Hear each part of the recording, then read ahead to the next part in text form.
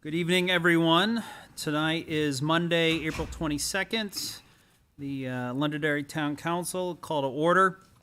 We'll start with the Pledge of Allegiance. I pledge allegiance to the flag of the United States of America and to the republic for which it stands, one nation, under God, indivisible, with liberty and justice for all. I'd like everyone to please remain standing. Just remember our town employees, they over 200 that we have here in staff.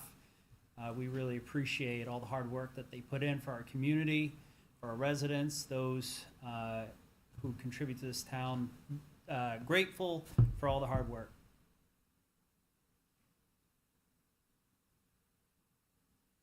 Please be seated. All right, so tonight we're going to open up public comment with a proclamation for the Londonderry High School hockey team for their championship. We have Jimmy here. We'll just read it. We'll have Ted, if you could read it in, please. Of course. Thank you. Yes. In honor of Londonderry Boys Hockey Team, whereas the Londonderry Boys Hockey Team, under the leadership of seniors Matt Boyan, Owen Carey, and junior Brett McKinnon, delivered a performance of excellence. Whereas, in a clash against the Wyndham Jaguars, their 5-2 victory secured the title of state champions, marking a historic first for Londonderry High School. Whereas, senior Matt Boyan, reflecting on the journey, emphasized the team's underdog status and their ascent to victory. Whereas junior Brett McKinnon, in preparation for the championship game, exhibited dedication and focus. Whereas senior Owen Carey instilled confidence in his teammates to seize the moment and emerge victorious. Now therefore, let it be proclaimed by the Londonderry Town Council that it extends its highest commendation and heartiest congratulations to the 2024 Lancer varsity hockey team on the occasion of its 2024 season and its first state championship. Signed this 22nd day of April 2024 at the town of Londonderry, New Hampshire, in the witness thereof, the seal and signature of the town of Londonderry and its town council.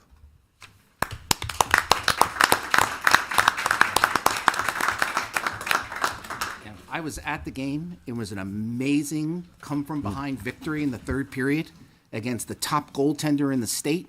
And the kids just literally played out of their skates.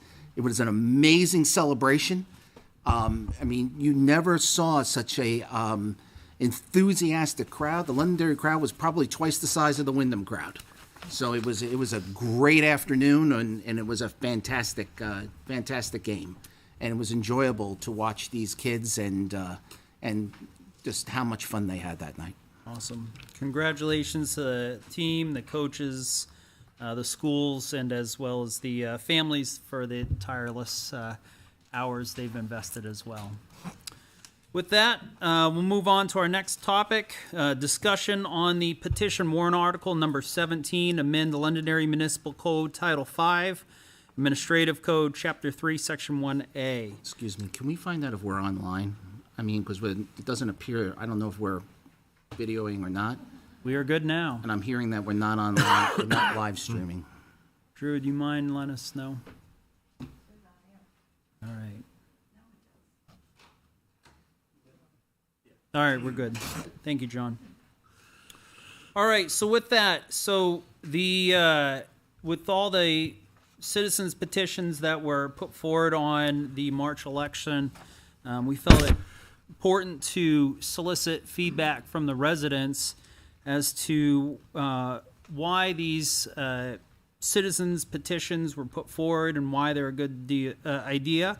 Wanted to hear from the public. And with that, public comment is open.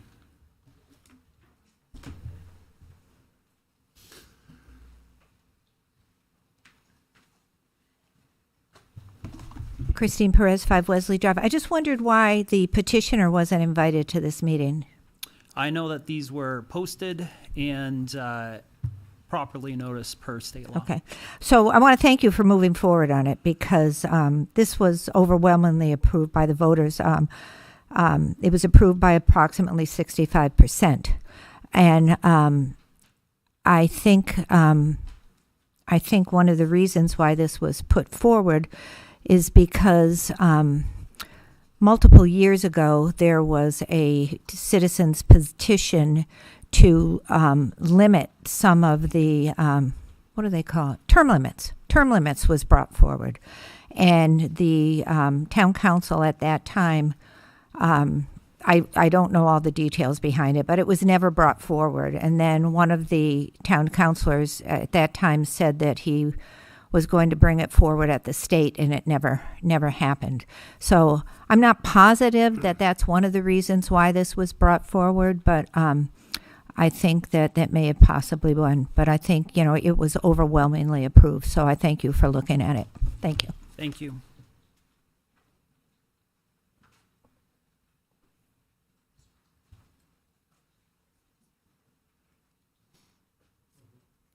Jonathan Esposito, 5 Shelley Drive.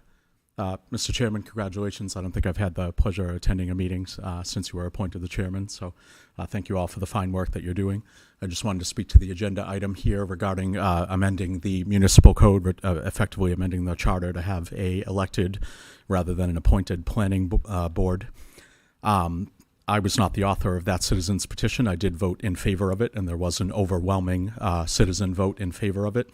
I can't speak for every resident in town, although there were a significant number of those who did, but at least my own reasoning for voting in favor was primarily because the planning board is really outwardly not receptive to feedback from citizens. They have stated as such that they view public comment as an opportunity for things to turn into a madhouse. Citizens have had to wait until 10:20, 10:30 at night to have the opportunity to address them, even at duly noticed public meetings where public comment should have been afforded at a more reasonable hour. And given the fact that they're not really open to soliciting a lot of feedback from the community, many of us felt that if they were directly elected by the citizens as opposed to appointed by the municipal body of Londonderry, that perhaps our voices would travel a little further in being heard. Thank you very much. Thank you.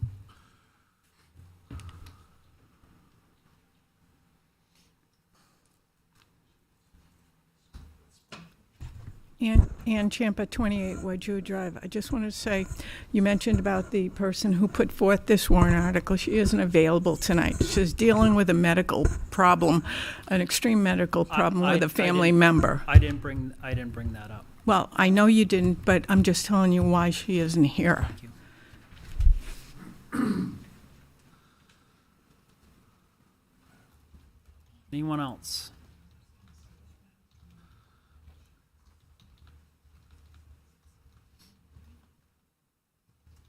Martha Smith, 38 Shasta Drive, and I agree with some of the points that Mr. Esposito made.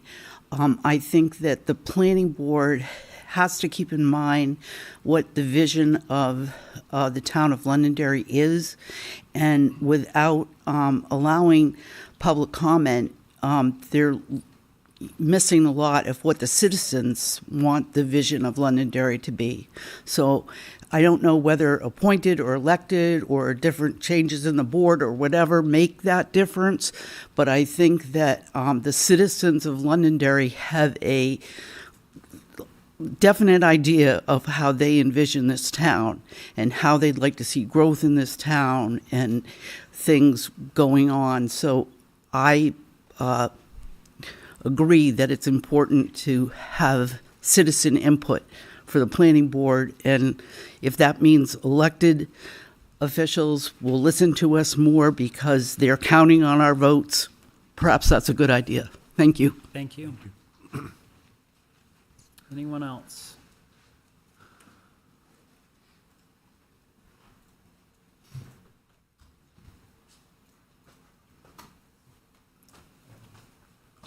Excuse me. Good evening. John Wilson. I live on Tranquil Drive. I don't really have a strong opinion of this one way or the other, whether we leave it the way it is or we go with a fully elected board.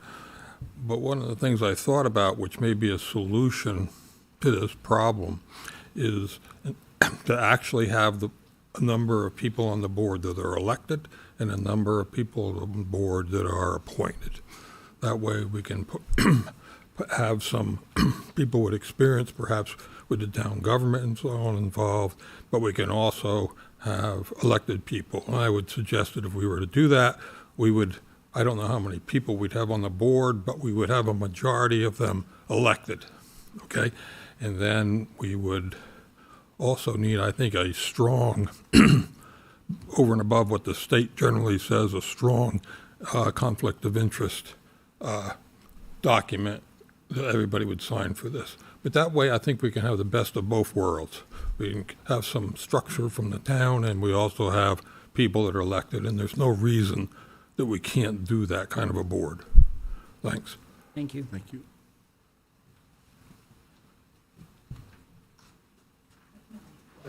You can go ahead.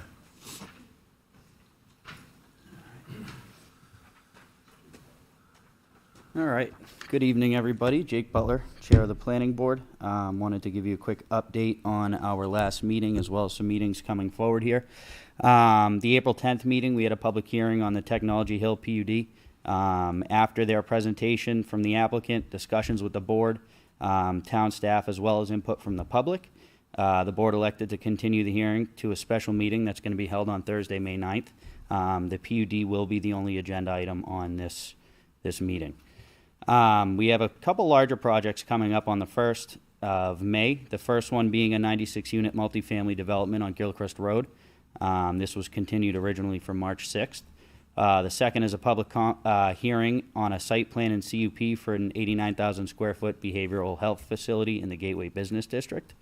Couple redevelopment things around town. I'm sure everybody's noticed there's a few different sites going on that are pretty visible. The first one is the old Remax building that's home to a new Chase Bank. They've broken ground.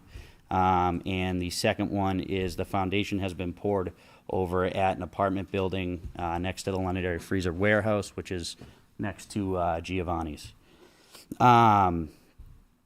And after a lot of conversation with our attorney, the planning board is going to be reading their rules of procedure again. As you know, we've been working on them for a couple months now.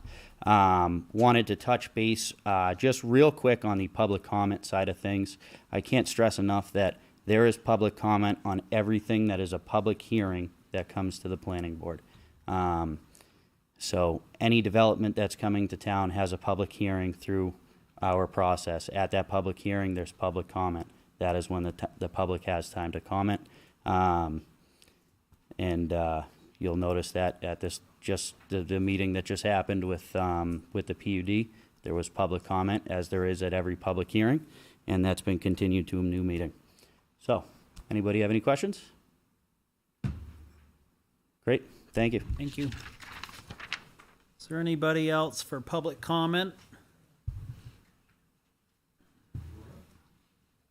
You going up on this? I'm going up on something else. Richard Polinsky, 89 Hall Road. Tonight you're going to have a resolution that you're going to be voting on, 2024-6, to accept a grant for another full-time detective. If you're going to take comment during that resolution, I can wait. Otherwise, I want to bring up my concerns now. Would that be a public hearing, correct? No. Under a public hearing. Or, It's under a public hearing, yes. It is. so yes, we would. All right, then I'll wait, as long as you're going to take. Yes, sir. All right. Thank you. Anyone else?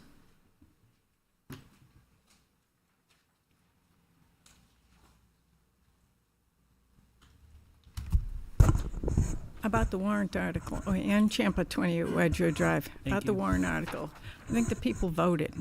They were expressing their opinion there, and it was overwhelming. And whichever way you folks decide, just remember that they spoke. Thanks. Thank you. Anyone else for public comment? On this particular thing? I've yet to hear anybody tell us why this is a good idea. We've been doing it the same way for 30 years. They're a quasi-judicial, state statute-regulated board.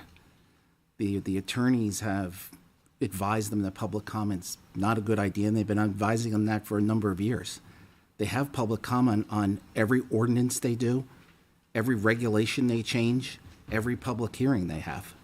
So if the reason for doing this is public comment, that seems to have been resolved.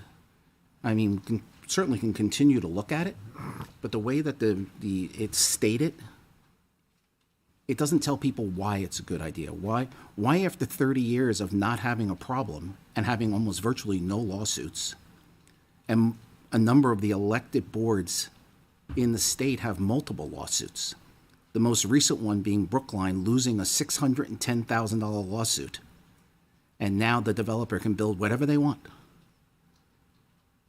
mean, I'm not saying we should do anything, but I think we need to do a much deeper investigation of why this is a good idea. Thank you. Are you coming up to talk about this? Just one more thing that I would like to say about this, yes. I have concerns with coming up repeatedly for the same topic if you've already spoke. Okay, I just want to ask why the attorneys advise against, why do the attorneys advise against having an elected planning board or public comment? They did not advise against having an elected planning board that I'm aware of, Public comment. because they're a quasi-judicial, state-regulated board. The saying is that you're introducing topics that, are not, for example, someone would come in and influence the board saying something that hasn't even been presented yet. And in accordance with what the attorneys have told the planning board over the years is that's undue influence. Let the people go through the process. Have a public hearing. Listen to what the people have to say. Make your decisions based on what people are presenting to you, not on innuendos and rumors. Thank you. Thank you. Please, is this about this topic? Yes. And I do ask that we. Yeah, I'm sorry. Okay, Ann. I've been a member of the planning board for 10 years. Ann. Oh, Ann Champa, 28 Wedgewood Drive. I do kindly ask, if you're talking about this topic, I don't want to have a continued back and forth. No, I don't want to, I just don't want want to have a continued back and forth. Are you talking about something new or talking about this citizens petition? something I haven't told you before. Ann. I said, when I became a member of the planning board. There are several people in this room that probably would like to talk. Okay. Respectfully, I do ask for you to refrain comments, as we have already had. You had already come up and had public comment and Okay. spoke about this It's particular directly thing. about this. I understand that. You already came up and you spoke directly about this. And I just want to say that when I became a member, I went for training by the New Hampshire Municipal Association, and Attorney Buckley there stressed that we should have public comment during the meetings. Maybe if you can have them explain what that public comment, not during public hearings, but just a public comment to express their feelings about something or another, or just bring up a topic they want us to look into or something. Could you please have that defined then? Because he came even here in this room and talked about public comment. So when I found out the current attorney is against it, I'd like to know, how does that differ from how he feels? Okay. Thank you. Thanks. All right. Anybody have anything else they would like to add for public comment? Seeing none. Okay. Dave Wally, Director of Public Works. I just want to take this opportunity to brief the board a little bit about the stop signs, additional stop signs in 3 different intersections that were approved for it's commonly referred to as Old Mammoth Road. I've been fielding emails and inquiries as well as the town manager and other staff, so I figured I'd take advantage of public comment tonight, just give a quick brief update. Just to run through the timeline, as you recall, November 6th, we had a citizen's petition brought forward about installing some kind of new traffic pattern on that stretch of road between Nashua Road and Page and Grenier Field intersection. And on Monday, December 4th, the then town councilor, Jim Butler, gave a presentation on things that he has been made aware of. As this has been a long, ongoing discussion that emanated out of the Traffic Safety Committee. And ultimately, after review by staff and other responders, first responders and whatnot, evaluating that intersection, a consensus was agreed to on December 18th. So at that point in time, winter was well underway. I'll be talking a little bit about the winter season later on this evening, but you can't go and put up stop signs in the middle of winter and whatnot. We have to have proper and appropriate notification of that. The ground's frozen. Obviously, we can't paint stop bars when we've already salted on roadways and whatnot. And to complicate it a little bit further, there's an island in front of the senior center that has granite curbing that needs to be extended 50 feet to the north as well, which complicates matters for the Page Foxglove Street stop sign, because that entire corner is paved from the parking lot right up to the street. So in order to properly put that stop sign in, we're extending that. And then the stop sign will be at the end on the bowl point of that island. So prices, I was working on that in February. We solicited 3 different vendors. We have the prices. We spoke to them. We were getting all geared up and excited because we were having a relatively easy winter. And then Mother Nature had different plans at the end of March and at the early beginning of April. So the vendors' employees didn't report back to work until April 1st. Obviously, their schedules were a little bit mixed up as well with that weather. We've been out there for the last 3 weeks cleaning up that disaster that took place on April 3rd through the 5th. And so you'll be seeing us out there next week starting to do some dig safes, laying out that island. We're in constant communication of maybe we can get moved up. We are penciled in towards the end of May for them to come and do that island. And then that'll allow us to put them all up at the same time uniformly. We may put some up in advance, bag them, get our roadway signs out at the end of the road, notifying people of when the traffic patterns will be changing, tentatively for the end of May. Certainly, I don't see any reason any longer than June 1st that'll all be in place. So I just wanted to brief the board on that because I know it's been a long, ongoing subject, and there's a lot of people wondering why we're not out there. It's beautiful out, and there's no more frost on the ground, but there's a lot of complex coordinating to getting this all accomplished. So that's it. So the beard is shaved. Does that mean no more snow for the That's beard? it. That's it. When the beard's off, there's no more snow. Okay. We're going to get the chief on board with that next. I'm the athletic director's here now. Yes, thank you. And with that, we'll close public comment. I would like to call Jimmy up. Wait, I have a question. Are we having regular public comment now?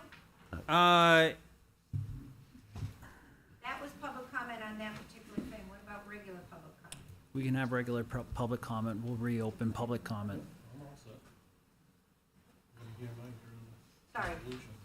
Name and address, please. Yes, I got that part down. Christine Perez, 5 Wesley Drive. So because of all the charter discussion and municipal this and that stuff, I started looking at the charter. I've taken a long, hard look at the charter. And I've come up with some very interesting facts that have concerned me. Article 3.2, adoption of rules. Since public comment is not mentioned in the charter, but is part of the town council rules, there appears to be absolutely no reason why the town council cannot just vote to include public comment at the end of the meeting as well as at the beginning. This warrant article was passed by 74% of the 385 voters casting their vote. I urge you to do this as soon as possible for the people you serve. And Chad, didn't you do that for the budget committee when you were on the budget committee? We continued the practice of having public comment at the beginning and the end, yes. Yeah, okay. Secondly, Article 6 of the town charter, conflict of interest, 6.2. I'm going to quote it to you because you need to know.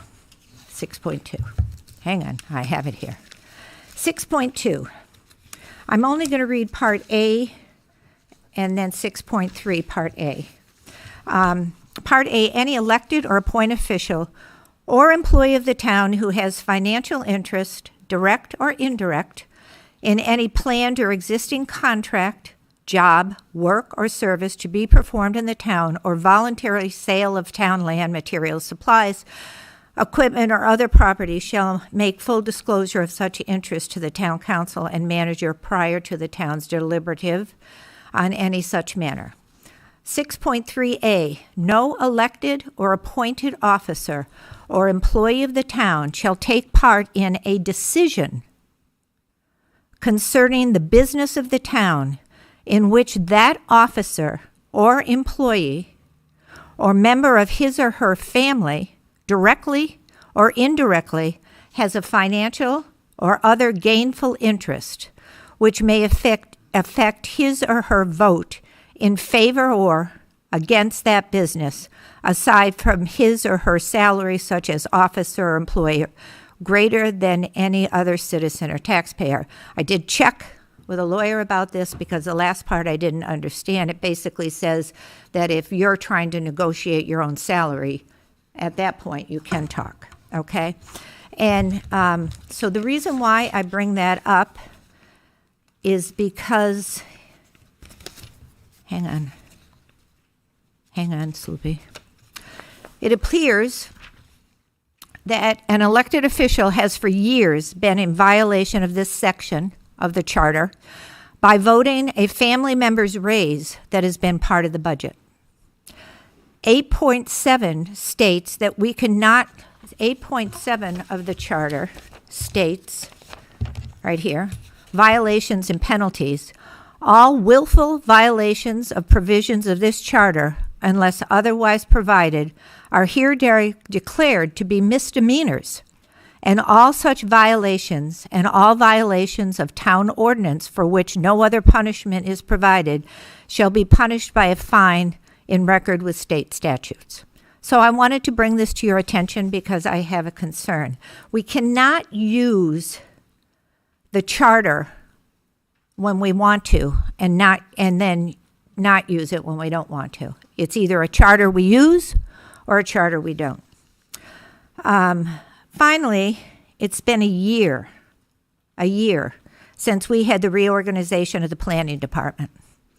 And we have a website that does not provide the public with information that it did a year ago, which I have discussed with Kelly, and I'm hoping we're coming to a solution to that.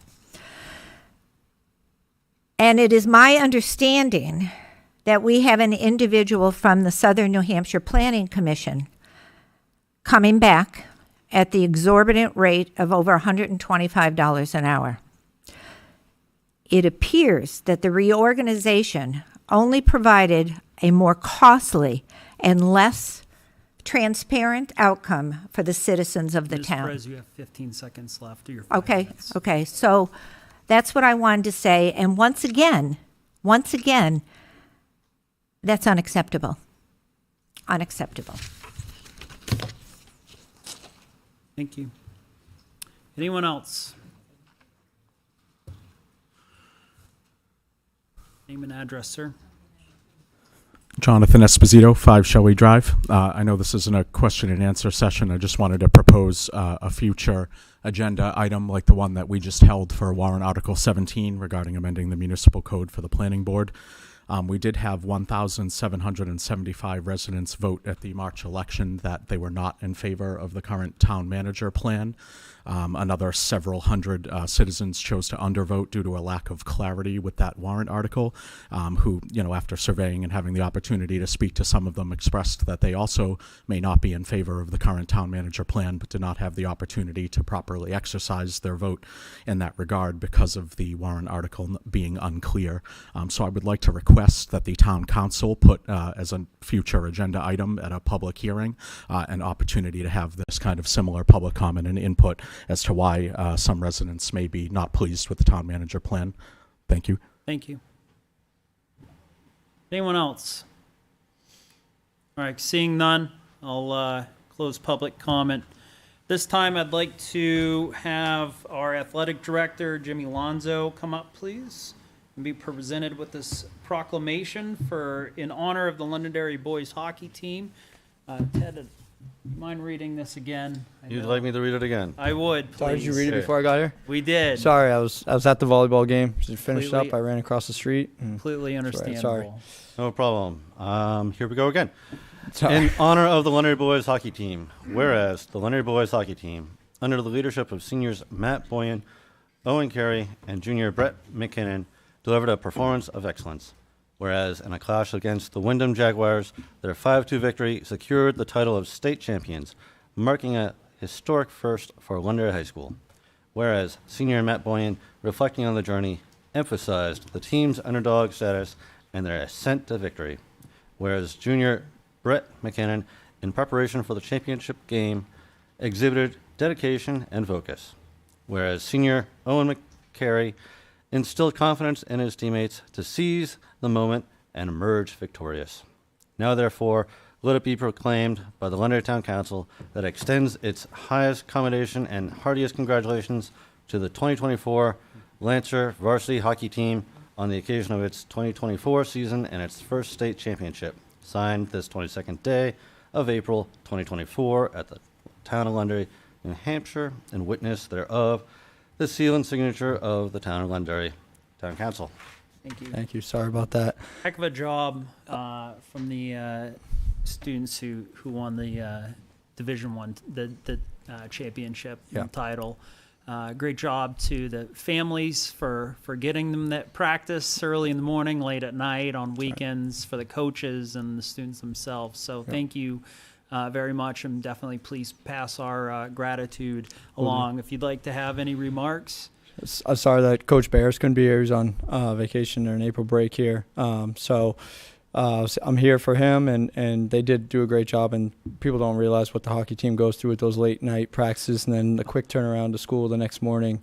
It was they weren't perfect. There was ups and downs throughout the year, but they played their best hockey, and they were extremely exciting to watch throughout the year. They were, for those that saw them, they know what I'm talking about. They were it was great to watch them, and they really peaked at the end, which was the best. And congrats to Coach Bears and the team for bringing home the school's first ever title in hockey. So hopefully many more to come. Thank you.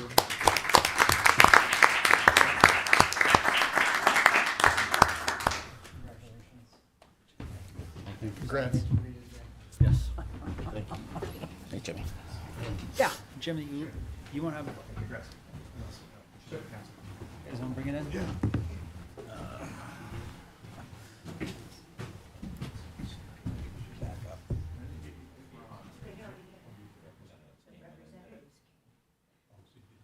Thank you. All right, moving on. I'll accept the motion to open the public hearing. So moved. Second.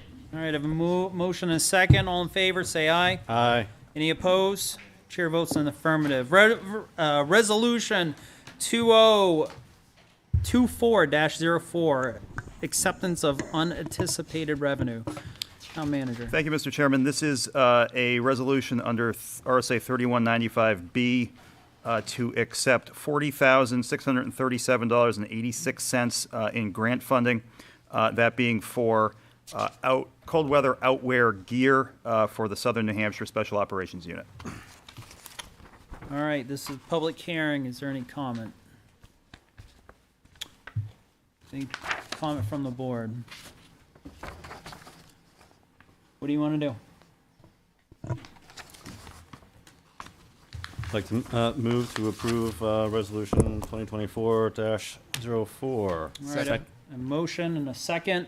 All in favor, say aye. Aye. Any opposed? Chair votes in the affirmative. Resolution 2024-05, acceptance of unanticipated revenue. Mr. Malaguti. Thank you, Mr. Chairman. This is a resolution under RSA 3195B to accept $89,777 in grant funding, this time for infrared illuminators for the Southern New Hampshire Special Operations Unit. All right, thank you. It's a public hearing. Is there any public comment? Anything from the council? Seeing none, I'll accept the motion to adopt resolution 2024-05. Motion to approve Resolution 2024-05. Do I have a second? Second. All in favor, say aye. Aye. Any opposed? Chair votes in affirmative. Motion passes. Resolution 2024-06, acceptance of unanticipated revenue for 31:95, Section B, 3A. Mr. Malaguti. Yes, Mr. Chairman, thank you. Under that statute, this is a resolution to accept $178,000 in total grant funding, above grant funding that was already awarded. So this is $112,000 on top of that, bringing the total to $178,000. And this is to stand up a program under the Comprehensive Opioid Stimulant Substance Use Program to combat those issues. It would be funding for a drug detective, a detective to work in those areas. And it entails a decision whether, and I suggest the council have this discussion tonight so that expectations are clear moving forward. Similar to the SAFER program, this is funding for 1 year, possibly 2 years. And the council should be very clear what the expectation is and what the consensus is moving forward when that funding is expended. So that is the program. The Chief of Police is here to talk about it if the council has any questions. But I would just suggest that the council is clear on that point that I just mentioned. Thank you. Is there any public comment? Sir.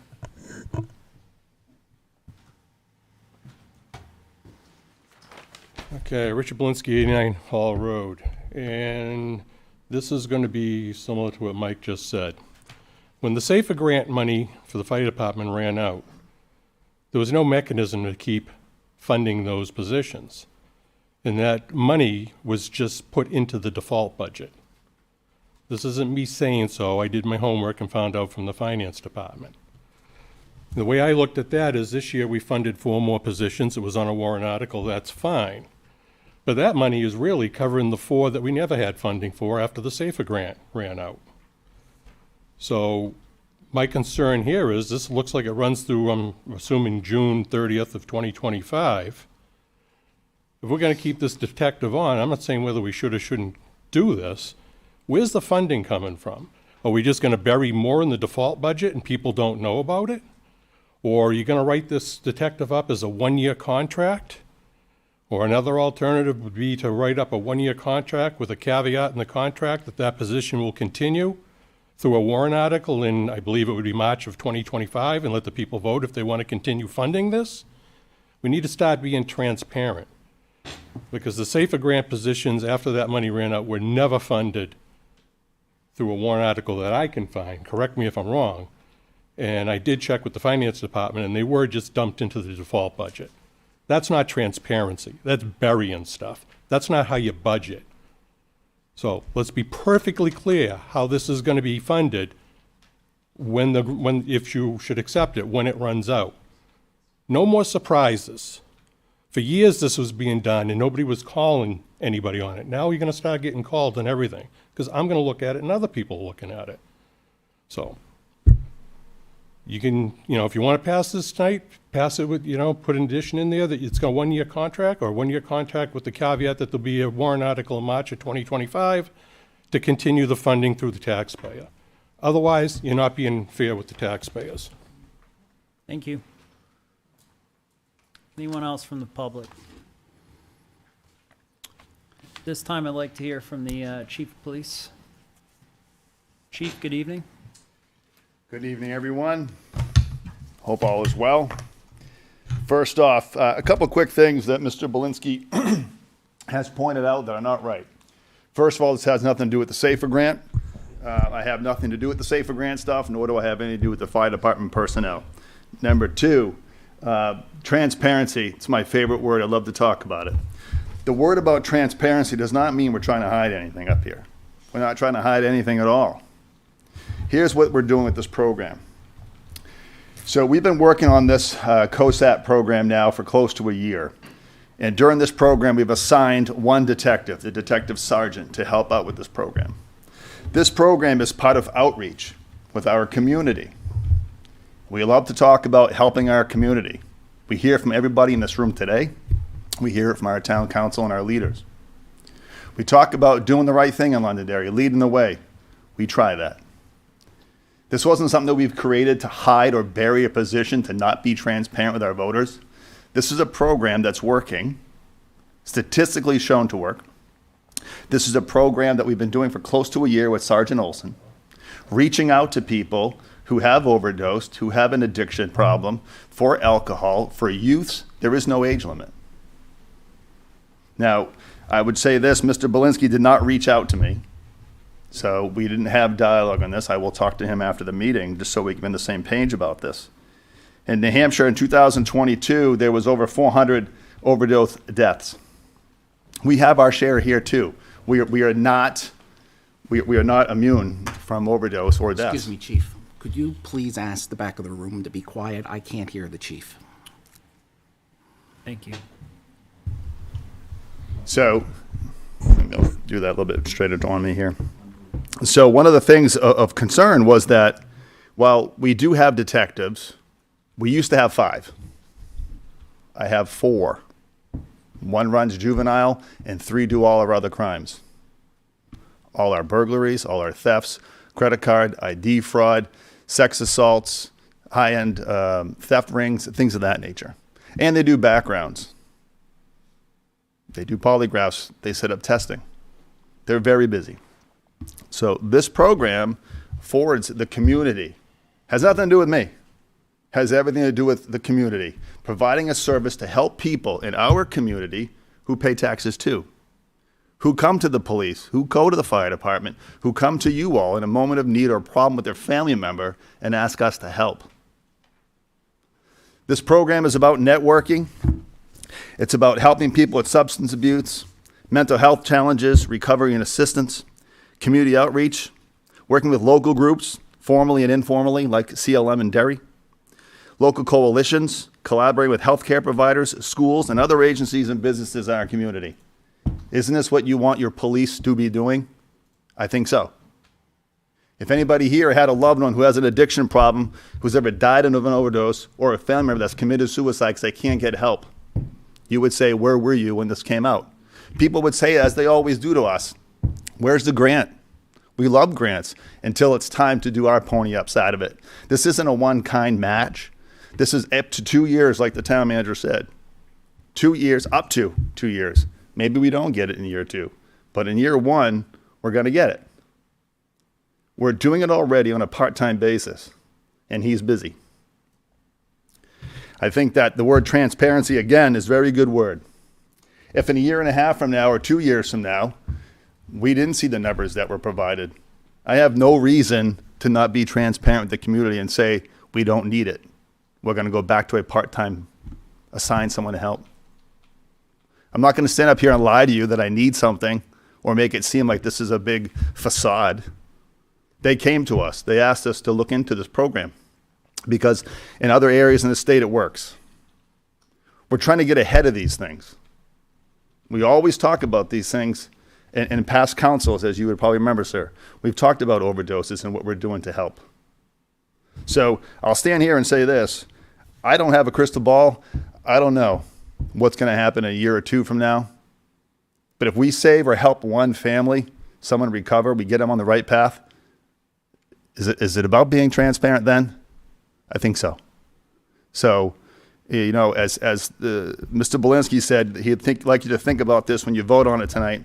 So would I. You know, I would too. Because if this works, it's a win for everyone in this community. If we don't do it, I'll come back here and say that we didn't do it and I told you that we should have. Because that's my job as the police chief. I said it to the budget committee, I'll say it to you all again. I won't come here for wants. I come here for needs. That's all I have. Thank you, Chief. No problem. All right, counsel, what do you say? I just have one quick question, either for the chief or for Mike. So if this program works, which I support, I want to fully say I support it. If this program does work, to answer Richard's question, it will add a person to the budget, though. Is that correct? So here's... Just want to be transparent so that... Yeah, I know. Again... I fully support this program. I'm voting. Sir, it's a great question, and you know what? I'm a little passionate about this because I you know, we've We know families in town. Yeah. We're the ones that go to these things. So the reason why we chose to do it this way is simple. Pulling another officer off the street is not the answer. Taking an SRO out of the school is not the answer. So in order to build this program up and see if it's going to work, I got to dedicate one person solely to this. We've never done this proactive step. Police are mostly reactive. Yep. So by putting somebody in the detective unit, they would be at the leisure of the schedule that we need them to fulfill for that person or that person of need. Now, what would happen with that would be, Pardon me, can you please keep it down in the back? I'm having a hard time hearing the chief. Thank you.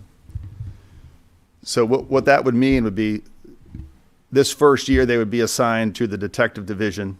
That's their sole function. They also work with the state. They're going to work with the other partners in this program. And then what would happen, let's say that didn't work out. Well, I'm not going to sit here and tell you that I can't keep the person detectives. I can put my personnel wherever I want.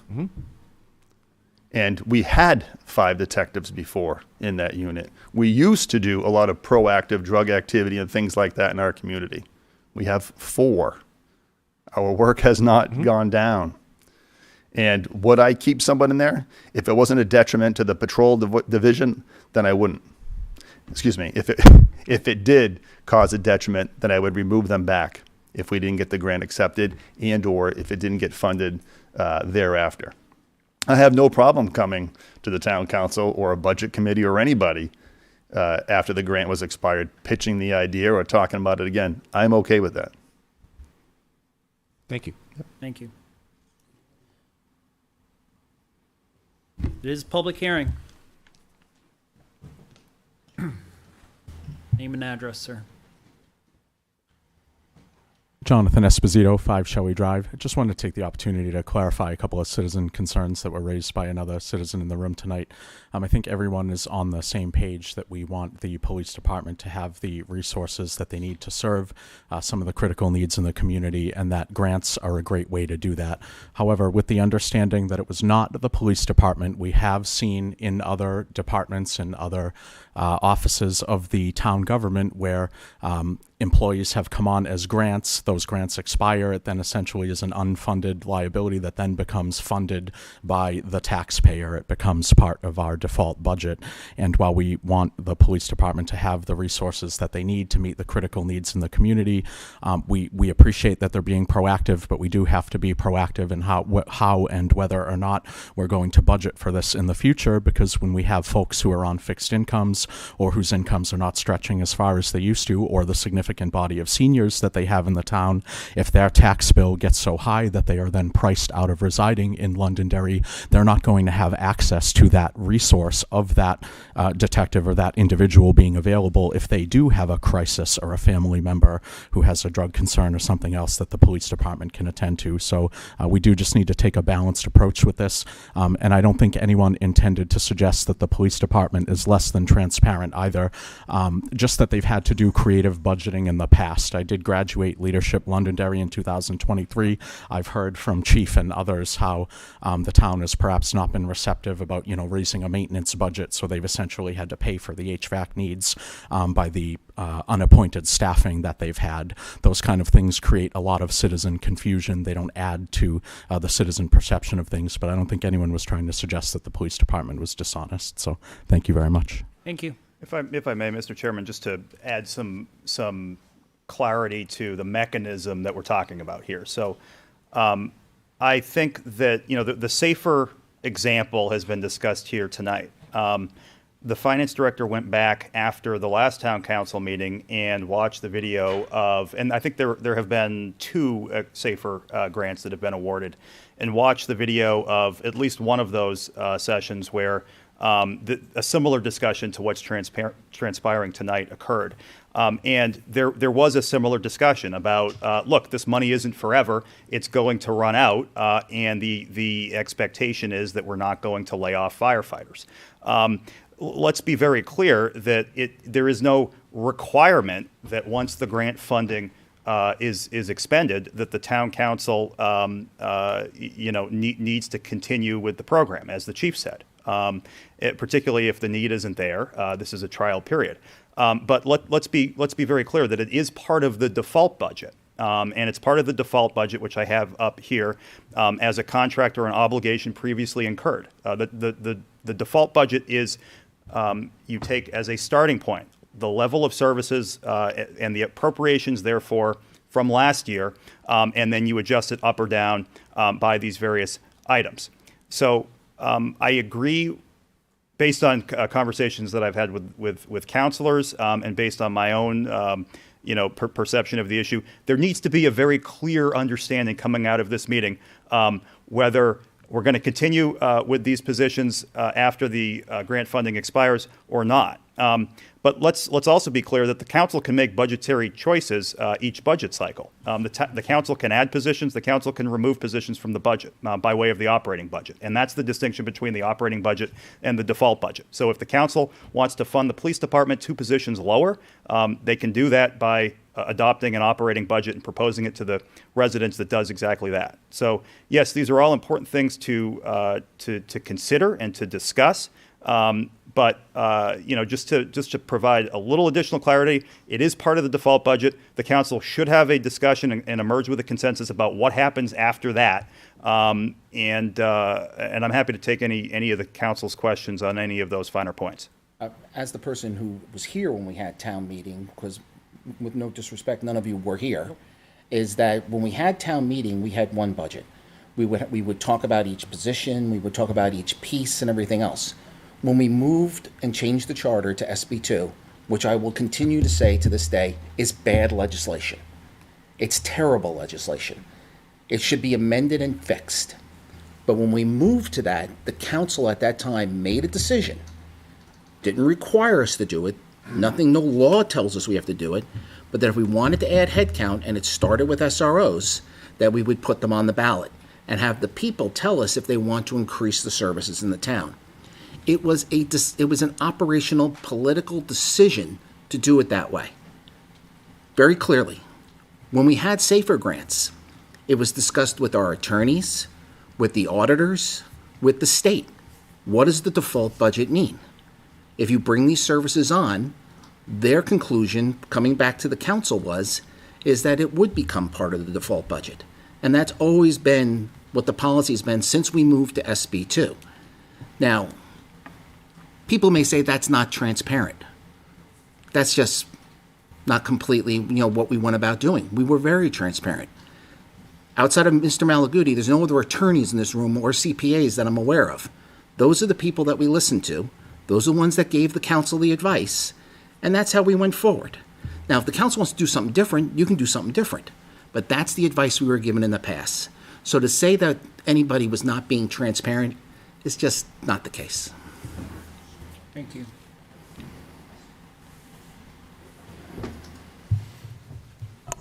Christine Perez, 5 Wesley Drive. May I ask a question of the police chief? Directed to the chair. As long as it's directed through the chair, please. I'm sorry? As long as it's directed through the chair, please. My kids grew up with dare and just say no, and I guess that's not around anymore. Does this grant, do these people go into the schools at all, or do the resource officers do any of the dare type or just say no type stuff in the schools? So what I heard the chief say this evening, and I couldn't hear everything. Thank you. Well, Chief, I'll have you come up in a moment. But what I believe I heard the chief say this evening is that they'll partner with the other resources that we have in the community. So I'll allow an opportunity for Chief to come up and speak to that. But from my understanding, they partner with the different resources in the community, the schools, those who are having an opioid crisis or addiction, they work with them on that. Chief, do you want to comment on that? My question is the training for the kids in the school being done through the police department? Because I think there's a big difference between a police officer in uniform coming into an elementary school and talking about don't get involved in drugs, and with no disrespect to teachers, and the difference is with a teacher who you see every day saying that. And I think because of that, I think the DARE program and the Just Say No programs that were conducted by police officers were a good thing, and I'm sorry to see that they've gone away. So we're going to get cannabis in this state, which is just going to open another whole can of worms. So, so therefore we need this. So. Thank you, Ms. Perez. Chief? So as Ms. Perez mentioned, yes, the DARE program, it still exists out there. We haven't done the DARE program for a very long time. I can't recall when, maybe the early 2000s, we stopped using that program. There are different programs out there that the SROs do engage with youth, everything from bullying to some of these topics. Specifically, not DARE, but this program here is going to allow this detective, and to your point, I understand loud and clear, we don't look like the most approachable people with these terrible looking things on. No, I think the kids react Right. better to you. So I get where she's coming from. So the officer assigned to this would be in plain clothes, would be in clothing like this, going to the schools, talking to clergy and local churches for people who have issues there too. Some of our local hospitals that have an issue, they want to forward some information or put us in contact with a patient who's looking for some help, as well as other communities. Like when we do other community engagement programs, this would be one of those things that we would have potentially something like an open house or information night on information for people or families that have someone in their family they want to help guide in a direction of help from an opioid addiction. That's what we're going to plan to do. Other communities such as Laconia and Belmont have this program already.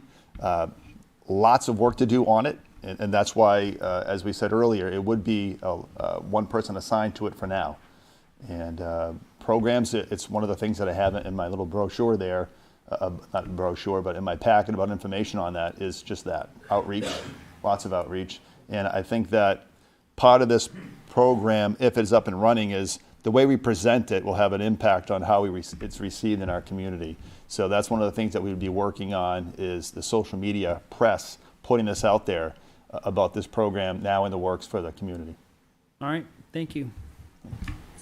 What does the council want to do? This isn't being televised. It's not on the normal channel. It's on, if I may, Mr. Chair. It is on YouTube as well as other channels. It's on CTV. CTV. Yes. All right, thank you. CTV. All right, council. So we talk about, that we should make a decision about, whether or not this goes into the default budget, which goes against everything every council has ever done, that we don't encumber future councils with the decision of today. If a future council wants to eliminate those positions or take that service away from the town, then that should be up to that future council. It's not a decision. Excuse me. Please. Thank you. So what I'm saying is that, if you're going to make a decision for this, that's great. But if you're going to encumber a future council with a decision tonight, it's not the way the council's operated in 50 years. So I just wanted to say it again, just because I think the distinction is important. This will add it to the default budget, but this does not handicap us, nor does it force us to keep these positions on. We could remove it from the operating budget. So just to be clear, we are not. That's correct. Now, bear in mind that typically the historic practice has been that the operating budget, we've talked a lot about that we've been in default for 10, 15 years. That's not technically correct, because what we've done is we've proposed an operating budget that is less than the default budget, and therefore the operating budget takes effect. So, but yes, if an operating budget is proposed lower, or that doesn't contain funding for this position, the council can do that. They can present one that an operating budget that is lower than the default budget, and if adopted by the residents, that's what becomes operative. Yeah, and I fully support this position too. I just want to be clear, because this is going to come up again with other things, and I want people to know that we're not handicapping ourselves or signing on to that. You have it exactly right. Yep, okay. Yeah, the council can also put a budget out that's $1 million higher than default, which has happened on the school side multiple times, and the voters have approved it. So you're not encumbered by having to stick to the default number. Any other questions from the council? All right, with that, I'll accept the motion to adopt resolution 2024-06. So moved. I have a motion. Do I have a second? I'll second it. A second. All in favor, say aye. Aye. Any opposed? Resolution passes. Chair votes in the affirmative. I'll accept the motion to close public hearings. So moved. I have a motion. Do I have a second? Second? Second. All in favor, say aye. Aye. Chair votes in the affirmative. Public hearing is now closed. Ordinance 202-02. Fire Department rules, regulations, first reading. Do we have to reopen a public hearing? Is that correct? No, you would take a motion to waive the first reading, but if I may, just, Mr. Chairman, by way of explanation, and the fire department will be here to present this at the next hearing, is the fire code as it's been adopted by Londonderry doesn't contain a lot by way of permits, plans, inspections, sort of the Brian Johnson side of Division Chief Johnson side of the house. This builds that out. It provides additional oversight and updates some fees. And so, as I said, they will be here at the next meeting to explain that further. Thank you. All right, so with that, I'll accept a motion to waive the first reading for ordinance 2024-02. So moved. We have a motion. I have a second. Second. All in favor, say aye. Aye. Any opposed? Chair votes in the affirmative. DPW Master Plan Update and Review. Director of Public Works, Dave Wally. Sir, good evening again.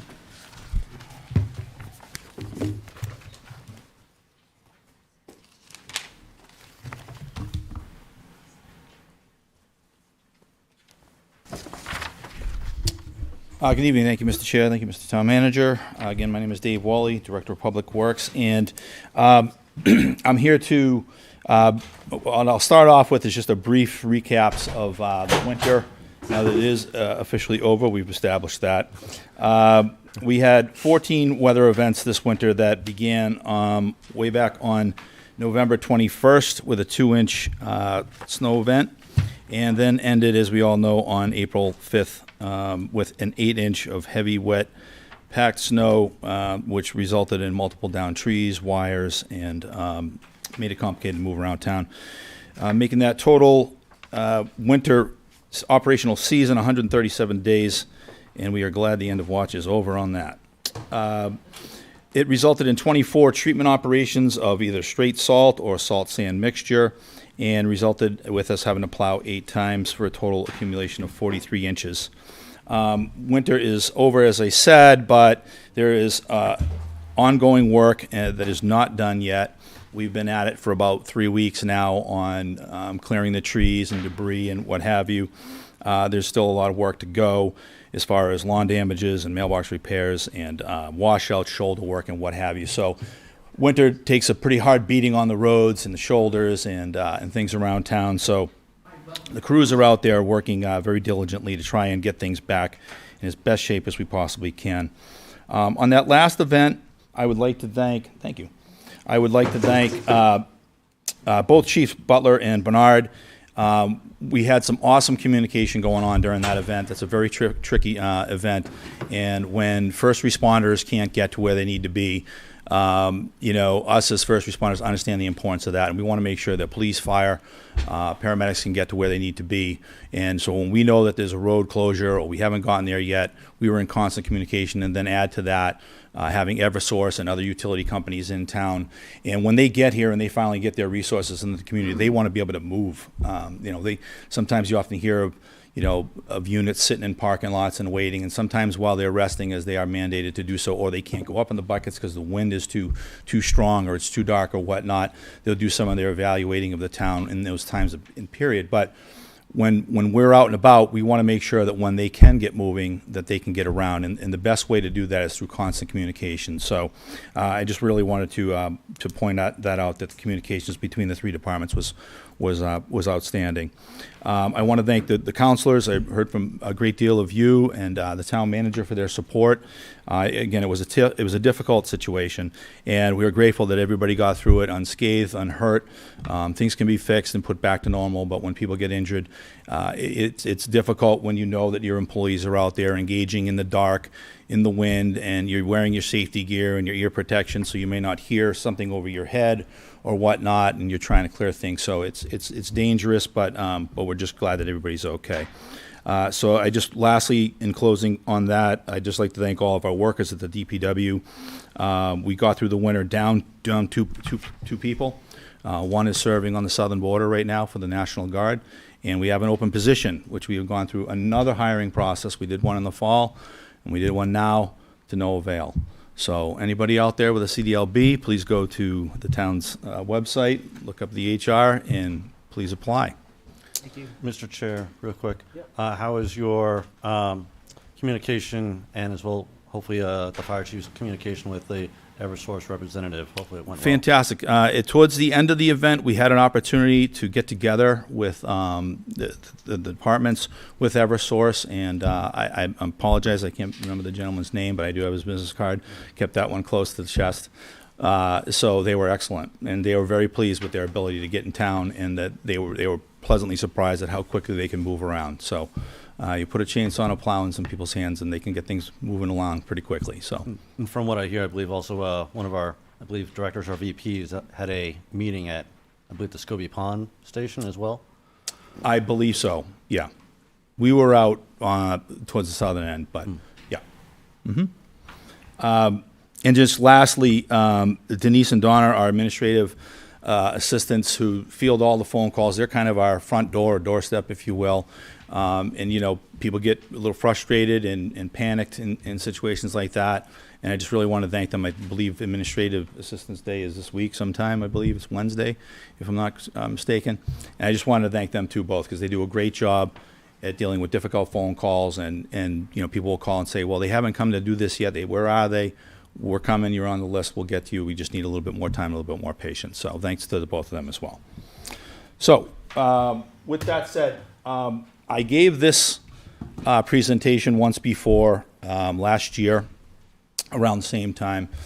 And I'm just going to go through it real quickly as a refresher for new members of the board and to remind the public that we have been working diligently with our consultant, Weston and Sampson, on a DPW master plan and looking at and entertaining the idea for the potential possibility of a facility that is modernized and will fit the needs of the community better and long into the future.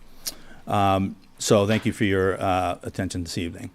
So the town of Londonderry has certainly invested in modernizing all of our facilities over the last 20 years in some capacity, either building a new one, you know, adding on to the library, renovating the senior center, or building, you know, entire firehouses and It's fair to whatnot. say you feel left out.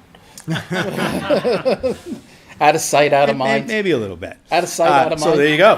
What's missing, or perhaps overlooked.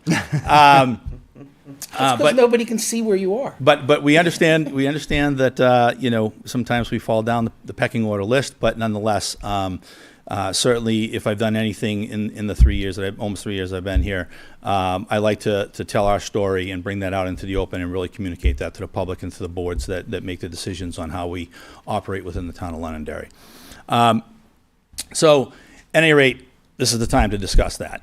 So, in my time that I've learned there, you know, a lot of DPWs are similar situations across the state, but there are a lot of them that are really have done a tremendous job at improving their departments and what have you, and understand the importance of it and why it needs to be done. But there's some pretty obvious ones when you come down to our site. There's some obvious site conditions, material storage challenges. Our equipment is outside, a good majority of it, year-round. There are certainly some facility inadequacies, which leads to operational inefficiencies without our employees to be able to. It's tough enough, the job itself, as I just described, some of the things that we do, but when you got to work in order to go to work, and I'll get into that, it makes it a challenge, and you lose hours, and certainly it affects or creates some inefficiencies within what we do. There are certainly some conditions down there that cause me some great concern, like I was just illustrating about working out in the dangers. But after employees have worked long hours, we are exempt from, how many hours we work, and it's not uncommon for employees to work 24, 36 hours, 48 hours straight. And so when they then have to conduct their normal workday or even perhaps go home at the end of their shift, I'm concerned with, the conditions and what they're subjected to. We certainly wouldn't want any employee walking out of this building or any of our other new facilities in the conditions that you'll see coming up at the end of their shift. So just to get into that a little bit, certainly our parking areas, a good majority of the entire property is not paved.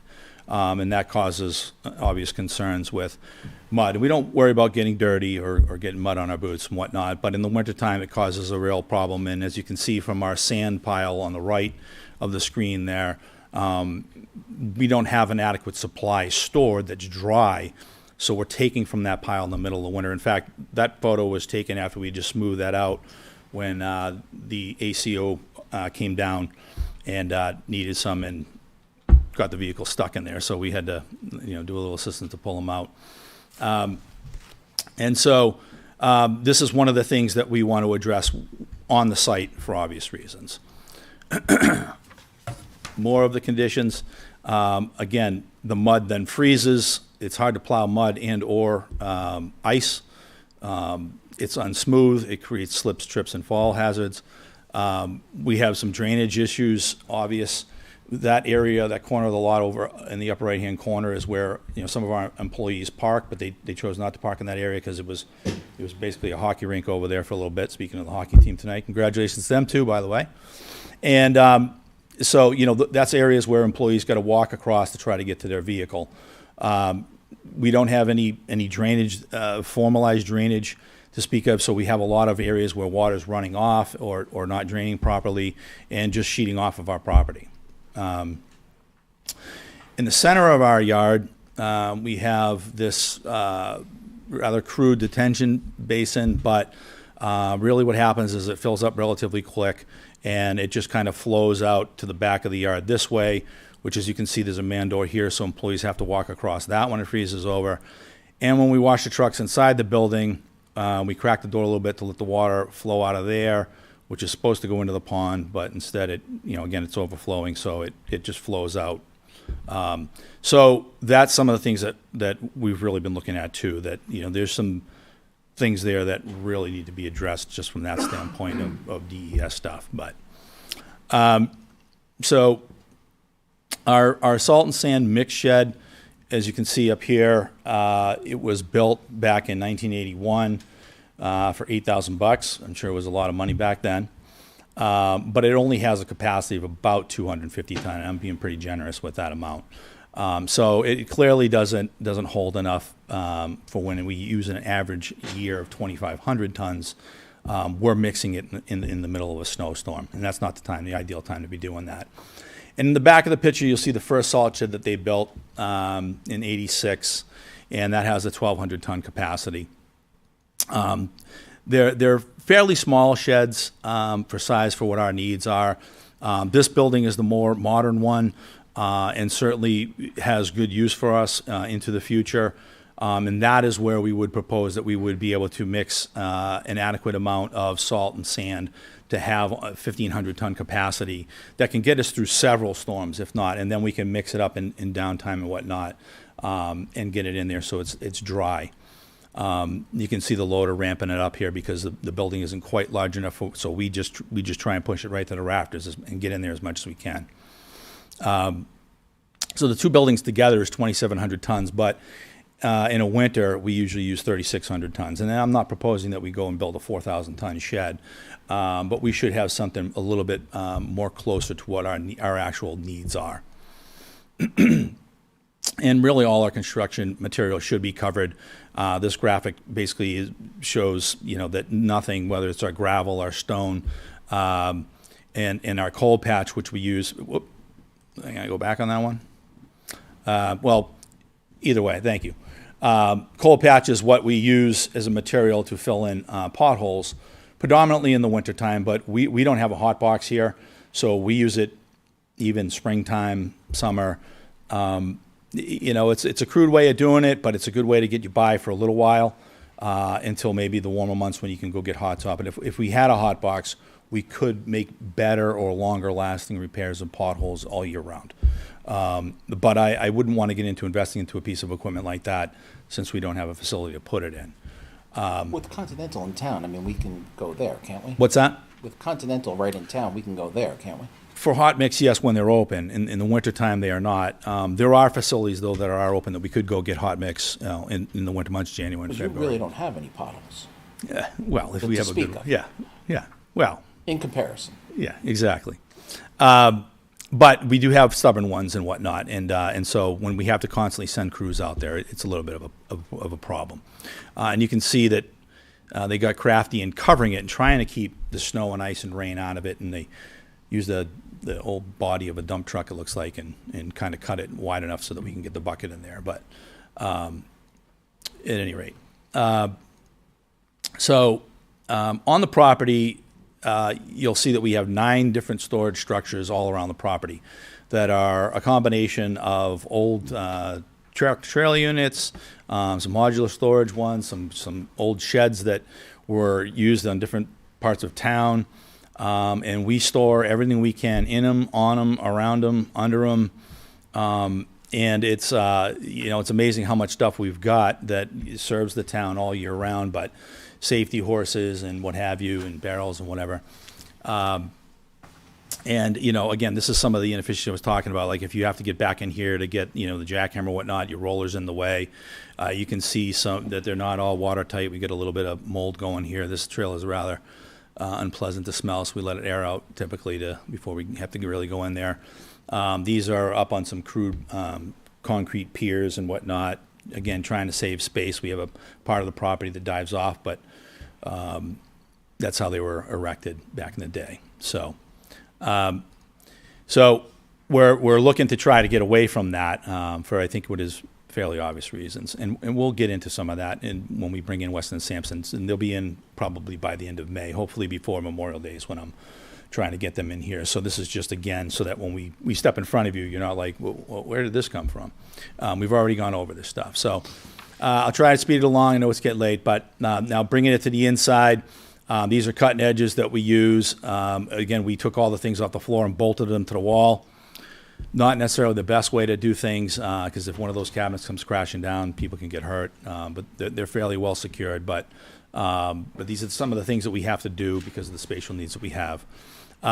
We got tools in complicated areas, benches. We have height conditions where we're stacking stuff up higher and higher, so something can fall on people. They got to use ladders to get up there and get those boxes. These boxes up here are anywhere from 50 to 60 pounds. Have a lot of different types of lug nuts and bolts and what have you.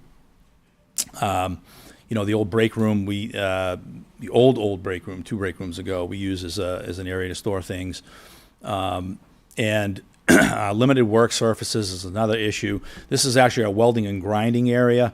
We should have a screen that we pull in front of that. We do have a temporary one that we can have, so if somebody's walking by, they're not getting the welders flash in their eye or, heaven forbid, parts of metal flying in the area they're working in. But a lot of times we'll shut things down to get things accomplished because we're in such tight quarters. The upstairs storage room for parts, for obvious reasons. Going up and down stairs, carrying heavy parts, awkward parts, not always the best way to do things. We've got our electrical panel here that's blocked often by different chemicals and what have you. And the ceiling heights are pretty short. Our chief mechanic is about 6'1", 6'2", so he's in a little bit challenged. Even myself at 5'10", it's a little bit challenging going up there sometimes for things you need. And this is the room that caused me the most concern. Is a lot of our stuff in this room is all flammable. It's used oil, crude oil, new oil, different sprays, lubricants, and whatnot. And none of these areas are ventilated the way they perhaps should be, and we have no sprinkler and fire protection in the building. So I'll kind of get through this one real quick too. This is obvious. I mean, here's all your equipment sitting outside in the weather and the elements all year round. There's a pretty good price tag to this stuff, and these numbers have actually even escalated since I did this presentation a year ago.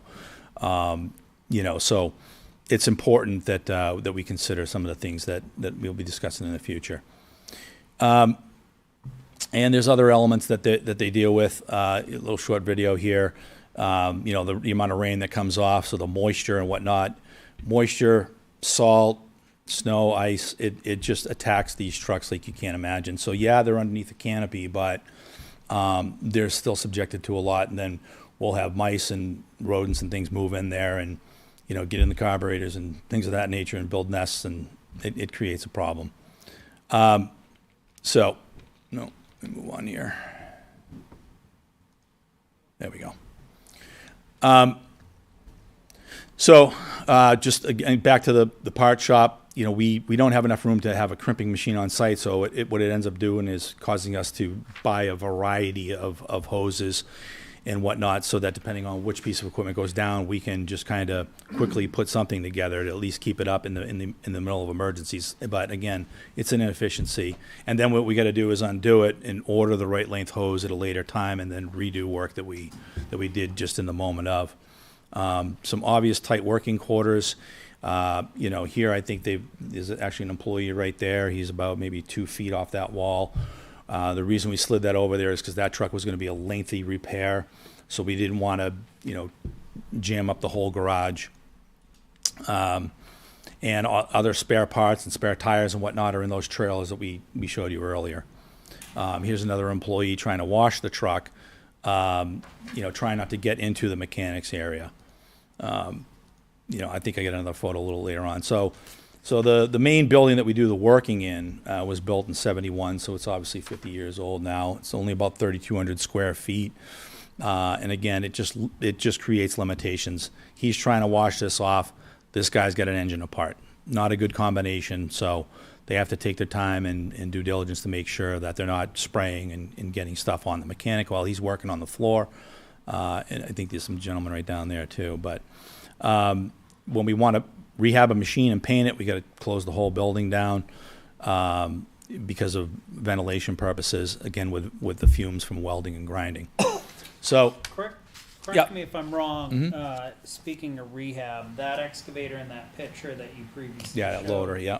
I just want to point out that you guys did such a phenomenal job that our former fire chief did. You think that was a brand new machine? He certainly did. Yeah, he's like, "Wow, you guys got a new loader. That's great." And we're like, "No, that's ours. We just painted it, made it look nice." So we just go into the testament of we ground off the rust, and we will get some more miles out of that. It's not our front end machine, but it's an important one. So when the front end machine goes on the road, like this last storm, that one can stay in the yard and continue to load. So it's important, and you don't want to lose a loader and not be able to put material in your truck. So yes. Thank you. Good observation. So again, I'll get this video going just to while I talk. But this is what I was referring to earlier. You can kind of see in the flick that this is at the tail end of a storm, but yet it's still snowing, sleet, freezing rain. We're kind of in a lull here, and so we don't have enough salt sand mix in the shed. So when we've mixed it during the storm, you can see when this truck gets loaded. I think I zoom in here, but you'll see that it clumps up on the screen. And so what the truck driver is doing now is trying to get it to go through the screen. So he's raising the bed, trying to get some of it to fall down in, let it come back down. So some of it goes on the ground. Certainly heavy wet material is not what we want to really be working with. It makes the truck work harder, makes the truck be heavier than it needs to be. Sometimes it doesn't spread as great on the roads as well. It doesn't give a good scatter on the road. It'll just sit clumped in the center and it can be a problem. So that's just illustrating that. Sometimes we got to work outside. This was another truck that we rehabbed over here as well, and we did that outside on that truck because we didn't want to tie up the whole garage. But then we got delayed on that for some rain and what have you. So again, that just leads to an inferior product that we're using and makes the trucks work a little bit harder. So in 2015, we did build an employee building. It's still a little bit undersized. For the meetings we want to try and conduct in there, it's tight quarters, as you can see. The locker room is certainly undersized, and it's led to us using the old lockers in the old building where the guys keep some of their gear. They have a lot of different gear that they have to wear, whether if we're in a snowstorm or if we're out mowing brush, or if we're going to be, going out trying to break apart a beaver dam with waders or whatnot. They have a lot more gear than you'd really certainly think that they have. And then we have all this equipment that's, if we want to go mowing, we got to move the paint machine, or if we're going to go painting, whatever. We're constantly moving something to get at something, which is a challenge. And in this shed, if you want to get some ice melt, we got that. If you need some glass bead to go with the paint machine, we got that. If you need cement to go doing a basement repair, we got that. But everything's all piled on top of each other. And again, you can see there was snow and ice in front of that building that day, so that's a concern as well. We have limited backup power. Our garage right now does not have a generator that has full power, so we have limited equipment. And gratefully, one of the doors is still manual, so we can always open that. Again, and I want to really do thank the council. They've always been a true champion of us in recognizing that we are a first responder. I brought forward to you information about that before as well. And we take this creed pretty serious, and especially if nothing illustrates it more than the last storm that we just had. Red and blue working together with yellow, making sure that we all know the best routes around town and how we're progressing and clearing things and getting power restored to the town. And so I just want to, make it clear that, you're all pretty well versed in what the firehouses look like, what the police station looks like, and these are the conditions that your yellow first responders are in. This is our fuel pump that they got to fuel up at. It's obvious. This trailer here stores all our town signs, stop signs, speed limit signs. So when people slide and take it out, they got to go walk up these steps with no railing, and the picture doesn't do it much justice, but it's not level. To get inside a trailer that's pitch black, no light, no electricity, to try and find the appropriate thing and go out in the streets and work. It's a challenge. And your mechanic is dealing with these stairs and whatnot to try to get the parts, to get the trucks back together. And then at the end of the day, that's what my concern is that slips, trips, and falls will happen. And like I said, we're down 2 positions right now, or we're down filling a position. We have one that's serving his country well right now. But nonetheless, that's 2 people that we're working without, which means everybody else is working that much harder, that much longer, getting that much more tired, that much more frustration. And the last thing I want is for somebody to get hurt. That's paramount. That's at the forefront of our minds all the time. Mr. Chair, Yes. have you had anyone get hurt or come close? Oh, we've had injuries. Yeah. You have? Yeah, absolutely. In the line of work and on property, yeah. So I Thankfully, guess they're more- minor. It's not like catastrophic, and Right. it took them out for a while, but Yeah, but I guess, more on property, what would you have attributed them to? mostly slips. Slips? Yeah. Yeah. Due to, Pulling, something like that, or climbing on something that, yeah. due There's to- been cuts and things of that nature that Of course, yeah, kind of that- comes with the course. but- right, no, but this is more, in a way, weather-related and how the situation is Yeah. at the site. Yeah, and the guys are smart too. I mean, they're just, they understand the environment they're in, so they're going to take their time on things, and they're going to make sure that he's grinding or cutting something in there, not go in the garage, wait for another opportunity to go in and get what they need. So they're good about it. We stress safety all the time, but it's still a concern. Because even when you think things are going well, things can go wrong pretty quick, and this just adds to that stress. Right, and with how our site is designed, it really, contributes more to potential injuries down the line. Correct. So, at the end of the day, that's where they're heading out, is in a parking lot like that. And I just ask, if you showed up at Town Hall and that parking lot was looking like that, would that be acceptable? Would that be acceptable at our firehouse or our police station, or anywhere in public for that matter? So it's time that we got to start taking these things serious, because we are tempting fate. And I don't want to have a worst case scenario on on our hands because somebody got hurt, you know. At any rate, so moving forward, you know, that's what I'm encouraging, is that we start talking about that. And so last year after this, you know, I came before the board looking to take a nice, long, serious look at these things. And so what have we done over the last year at Weston and Sampson? Well, all these items that I just talked about, we've discussed at great lengths.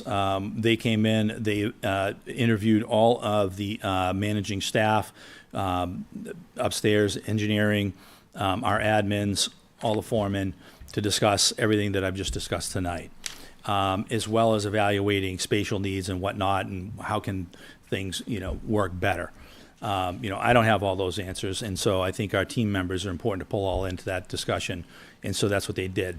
They listened to all of that, and from that, they determined the appropriate square footage that that we need for all the tasks that we have to do, and then ultimately improve our response times, and increase the level of service that we provide, which I will say I believe is a high level of service. I'm not saying that we're not meeting the needs of the public, but there are some concerns and some safety nets that I don't see that does cause me a little bit of stress at night, that to worry about, you know, some challenges that we may see in the future. So we've obviously examined the current location. I had contemplated on going really global with trying to address a lot of other concerns, because overseeing a lot of the government side of things with the facilities and what have you, I hear about a lot of other spatial needs within town. And so I was considering an alternate location, but just some of the real initial feedback I heard immediately from some concerned members of the public, elected officials, managers, and whatnot, I decided to abandon that and not really waste too much time on, or tax dollars for that matter, really evaluating that alternate location. But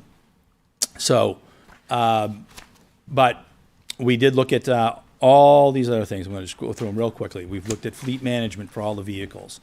The potential, one of the global areas was a dedicated fuel farm, a modernized fueling system that would help us with fleet management as well, identifying when vehicles' needs are for, you know, services and what have you. And that would ideally free up some space behind Central Fire. As you know, they're trying to do some training over there as well, with a new structure behind that. And they have the drop-off oil, waste oil, and we could bring that to this new facility as well. The freeing up of office space and storage space at Town Hall, forget that. That was going to be in an alternate location. Logistically, if that was right next door to this building, then that would have made sense. But to bring it down to 120 High Range Road would create more inefficiencies than I think would be would meet the spatial needs in the town building. So potential for additional parking here, that's out, and relocating the drop-off service is certainly out. But we don't know. You know, that may be something we could potentially entertain in the vicinity of our shop down there, if the town council so chooses to really wish to have a year-round drop-off center. Storage units for other departments, maybe that might still a little bit, but again, logistically, to have everything down there probably wouldn't serve some of the other departments well. Certainly not going to look at EV charging area. We don't have that need in the Public Works, and I don't see that in the foreseeable future for the types of equipment that we run. But it had been talked about, maybe police vehicles, town vehicles, and things like that at this site. So that's out. But solar panels on our facility down there, the size of the facility that we're looking at, certainly that's plenty of real estate for solar panels, and we certainly can entertain that idea and see what types of programs there may be out there that could fund us and help us with that. Wash facility is probably the most important thing. By, you know, getting your equipment inside and washing it more effectively and more frequently, I'm trying to get the equipment to last longer than 10 years, you know? And we don't just draw a hard line and say, 10 years is up, time to get a new vehicle. But there's times we're really trying to stretch a vehicle to make it to the 10-year line, and there's times we're even pushing that marker a little bit beyond it, as we had. Now, I will tell you this, that just as a side note, thank you with the support of the town manager and the town council and the taxpayers and voters of Londonderry. We've done a great job at making up for lost ground in that, and we're right back on track with vehicle equipment replacement. So, so the age of our equipment has gotten younger, which is great, but let's make sure we take care of it in the future. And so, you know, the list will go on, but we'll get into all that stuff when we have the consultant with us. And so, you know, this is just a flash in the pan stuff, just some types of facilities that I've seen online. This is obviously a lot larger than what we see, but these are some that, you know, could fit nicely down there, metal buildings, different types of facades and what have you, that can be done fairly efficiently and with a cost effective. This one I just chose, it looks like the police station. We want to be cool like the guys in blue, you know. How long have you been practicing that line? But, you know, some of us don't look good without a beard, so we'll just leave that.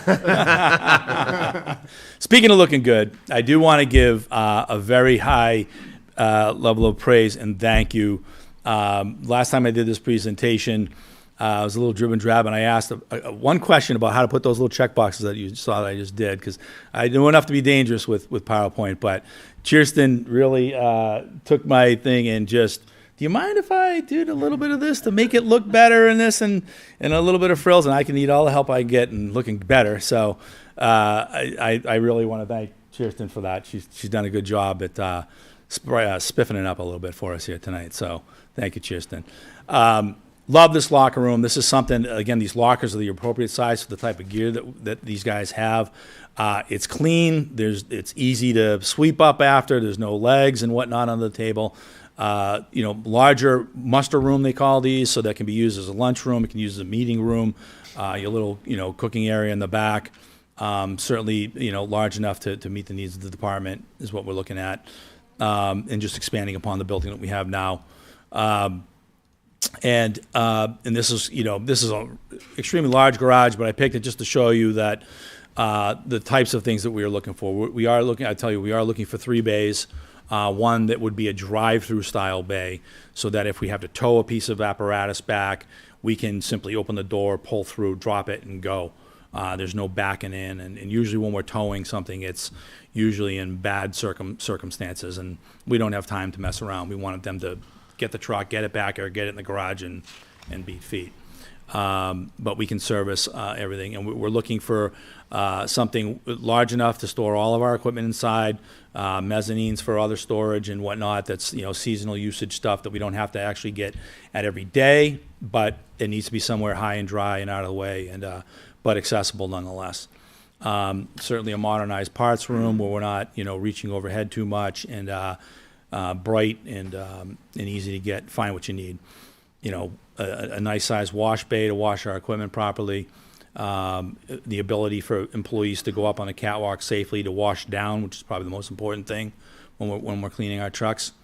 And then again, that's what I'm speaking about your typical fuel farm. And you see the states, you know, built theirs all over the state now. They've redone them. They've gotten away from the type of above ground type of cells, if you will. The thing that we use is kind of something you might see on a construction site more than at a permanent facility.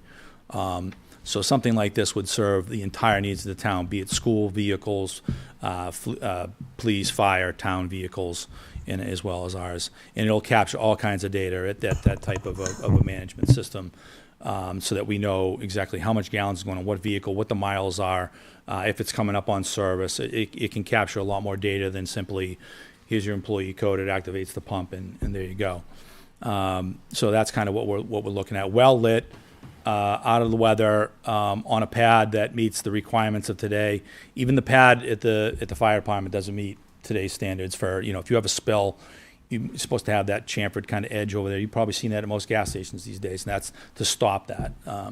So that's something that we're looking at. An adequate sized salt barn. This one kind of mimics the one that we currently have. And so really this is just a real quick, you know, we're bound by the limits of not having a true modernized facility. We've had to hire just recently, back in March when we thought we were coming out of winter, but Mother Nature threw us some curveballs. We had to hire a vac jet to come in town, do some jetting of some culverts in town that we just couldn't. This method right here that a particular counselor dedicated, or I should say, gave this to us, donated this to us, and we appreciate that. But we use it with water, and then we try and use gravity to push through the pipes and clean them, but it rarely will work quite right. You need a high-powered, pressurized vac jet truck to come in. Street sweeping is something we got to get serious and talk about in this town. Whether we contracted or do it in-house, we can't do it in-house. It's not an option right now because we just don't have a facility to store that in. But that street sweeping is part of our MS4 compliance. We could certainly do some more lawn mowing. We could get into hiring some maybe summer help that could help us with that endeavor. Sidewalks are a big topic in this town about why don't we plow them in the winter. Well, I think it's pretty clear in this presentation tonight why we don't. We just don't have the ability to. It's not that we don't want to, we don't have the ability to. I've talked about the hot box. We should be using something maybe a little bit better than the brine that we currently use. But again, we don't have the ability to place that type of system anywhere on the site.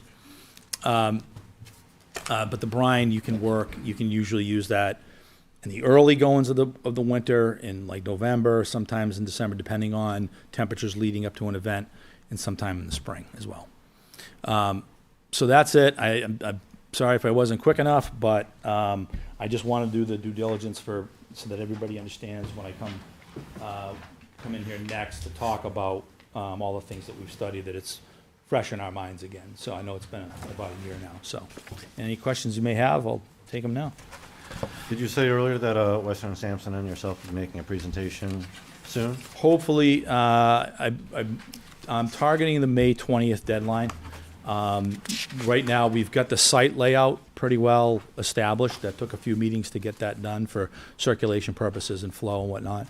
But right now, they're working on the expanded areas and how they would lay out and the different storage areas and workshops and things of that nature. But obviously on financial requirements that we're looking at, a lot of the EPA stuff about the drainage on the property and what have you and things of that nature. So some of the technical stuff is what they're working on now.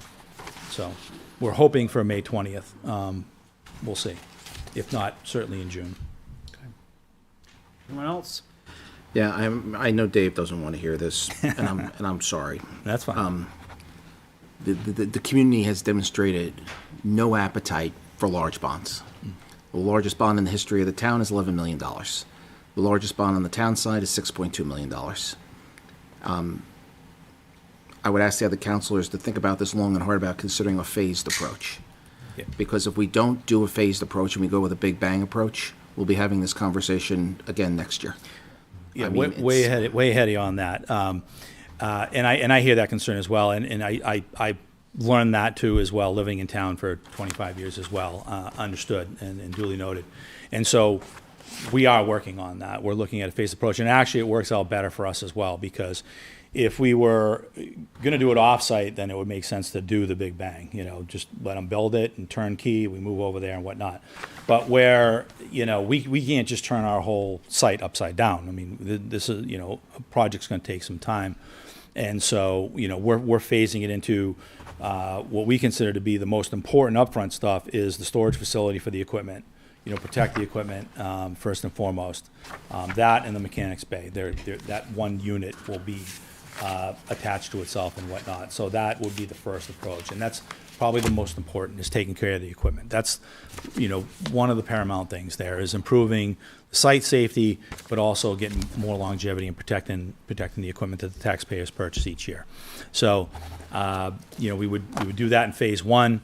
We can take a breather for however long the board wants to, a year, 2 years, whatever. Phase two would be the storage and conversion of the old building and adding the wash bay along with the spatial needs for the employee section of the building. So that would be the second phase. Again, another pause or whatever. And then lastly would be to build the fuel farm and the storage, the additional salt shed, and getting all our materials under cover. So we will have the total price tag, if you will, if you did want to, hit the nuclear bomb. But that's not going to serve us well to try and do it all one shot anyway. So Then it's going to need to be a have to have and a want. And you need to separate the numbers from the standpoint of this is what we have to have. Let's say we have to have is $5 million. Right. And let's say what we want is $10 million. Just using examples. The total may be 15, but the have to have is 5. yeah, Do you understand what I'm saying? I do, and to get to those numbers, what I want to And I don't know if those are right numbers. Yeah, no, I hear you though, loud and clear, because I did attend a workshop meeting on this, and it had 3 different public works departments of different sizes, which was great. I was hosted by the UNHC Squared Center, and they brought in three DPWs that went through building new facilities. And there was a whole host of communities in there. There's probably 30, 40 other communities coming in, and they did their presentations on what they did, problems that they had, things to think about, phased approaches, everything that we talked about here tonight. And one thing that I learned from that too, as well, I know when all these facilities were built, was having some sort of a building committee that we sit down and we look at what you were just illustrating. And so I was, wanted to talk to the town manager about that, on that commitment, and see how that committee would be formed, how many people, people from what boards, people of the public that would sit in on that when we have something for them to even look at. Right now, everything's being developed and crafted. So, but that's something that I'm looking at as well, so that we do have something before we, want to say a warrant article or whatever it may be. That it's been, similar exercise that the school district has been undergoing as well. So, Would you also be considering paving the area as well? Oh, yeah. To prevent slips and falls? Correct, because a lot of that comes with the drainage and whatnot, and making sure that we're sending the water where we want it to be and treating it in treatment swales and detention ponds and whatnot. We shouldn't just be letting stuff sheet and or not, and freezing and what have you. So yeah. Yeah, because for that first phase, anything safety related, I think, is a have to take care of our people. Right. The first phase is probably going to be the biggest bite because of just that. Because a lot of that around that building and what have you, and in the general circulation in the front, it'll make more sense when we bring the presentation forward. But that stuff has to be addressed. So a lot of that goes away very quickly. So. Well, we look forward to that presentation. Thank you very much. Thank you. For this evening as well. Appreciate it. Thank you. All right, moving on. Utilities Committee presentation and updates. Lynn Wiles, Chairman. Good evening, sir.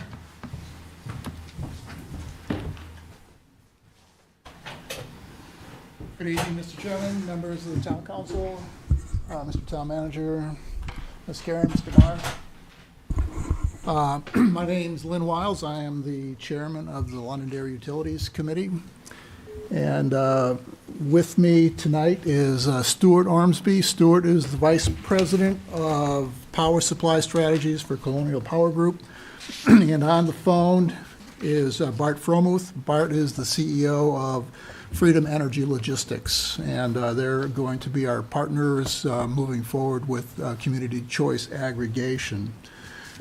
Just to give you a little bit of history, there was a municipal aggregation committee established back in January of 2023.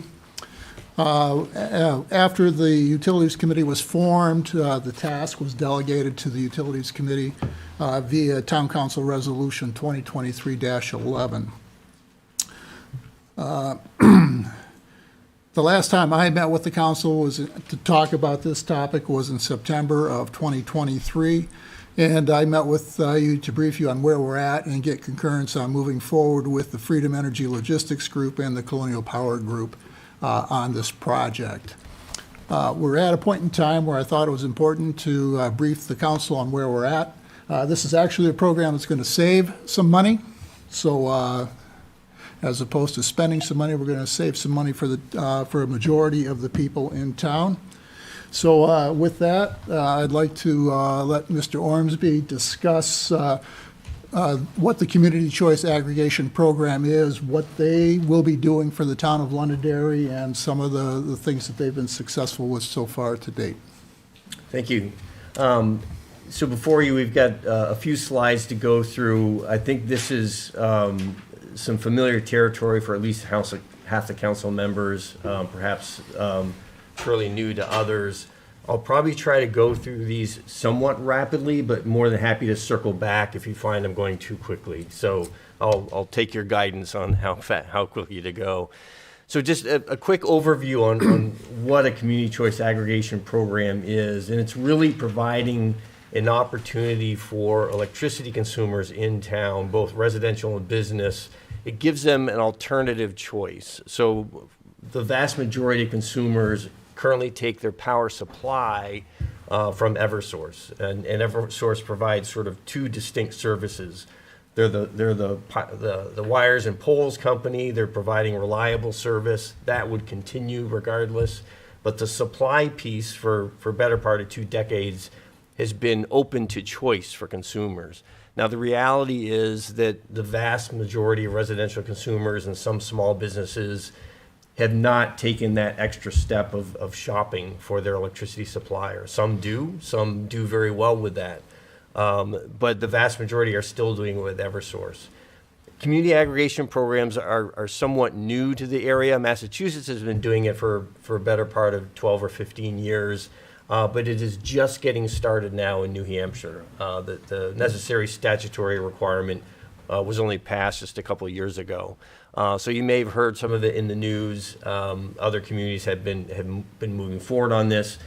As Lynn teed up, we've been, myself as well as Bart Fromuth at Freedom Energy, have been talking with Londonderry for the last few years now, and been moving closer and closer to actually launching something with the town.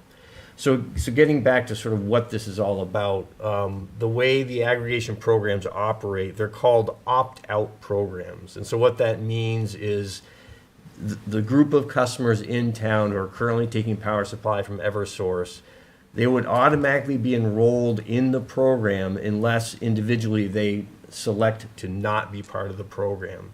And it's an interesting component. It's kind of a necessary component because that provides sort of the necessary load for suppliers to have interest in bidding on.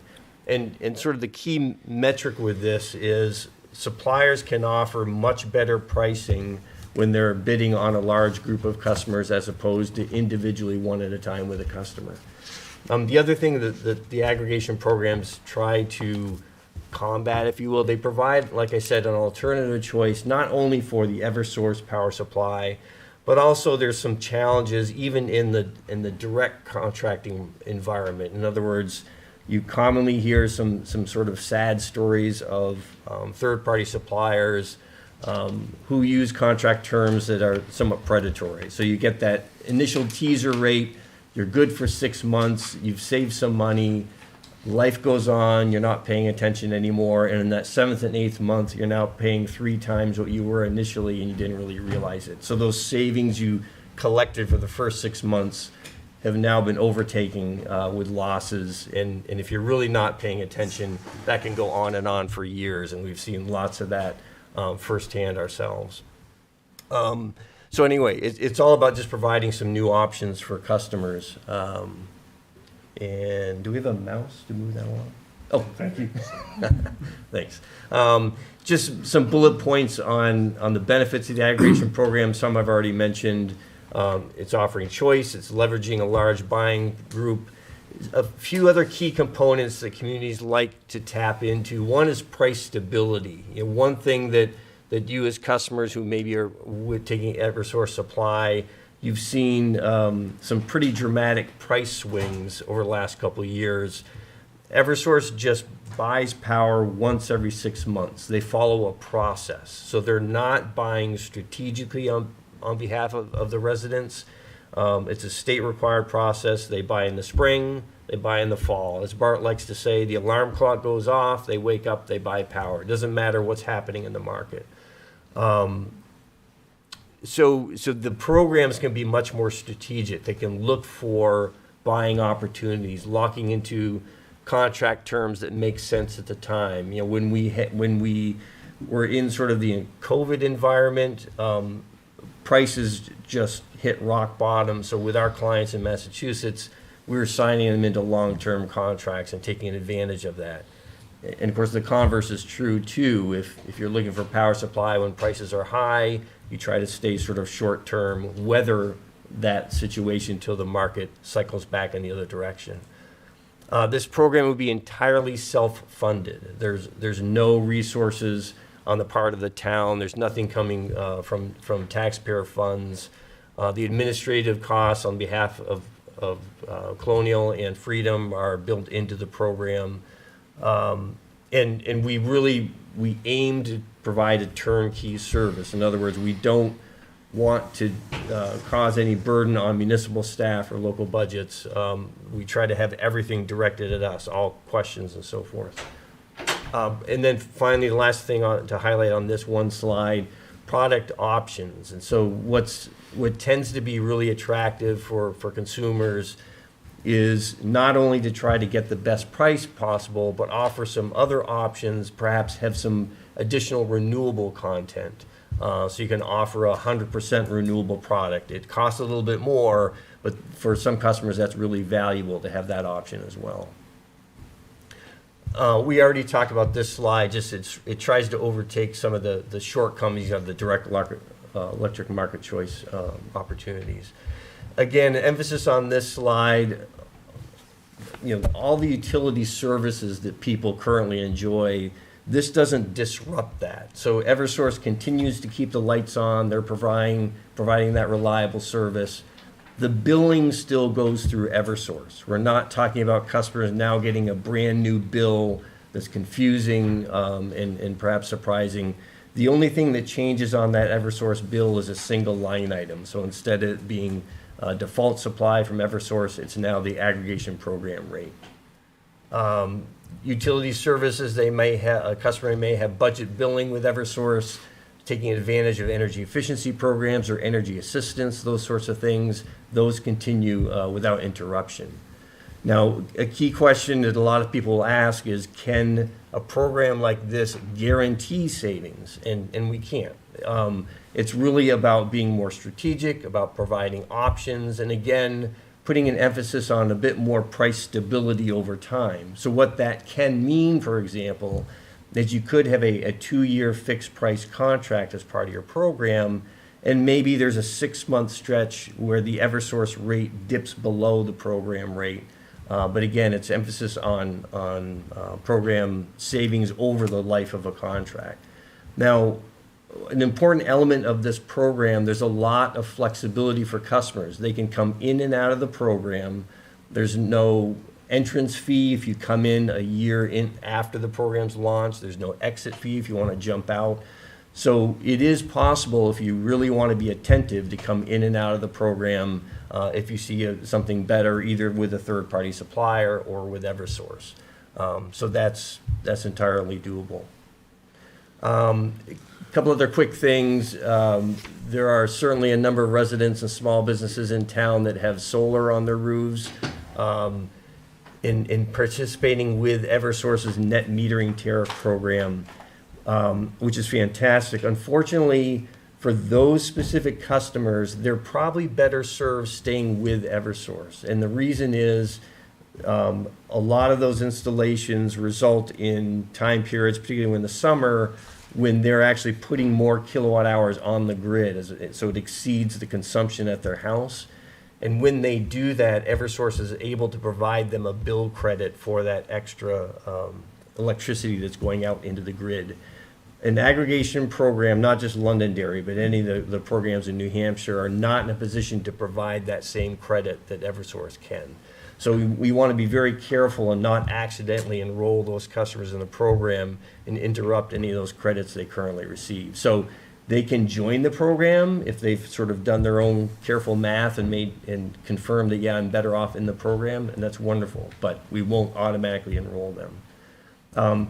So Yeah, and then, of course, just over the life of the program, Freedom and Colonial will set up a dedicated program website where all the latest program details will be housed, all the reference material, plenty of opportunities to call us, talk to us, email us, and we're constantly reaching out in terms of face-to-face visits, whether it's with the senior center, follow-up meetings with the council and so forth. That's an important thing to keep people informed along the way.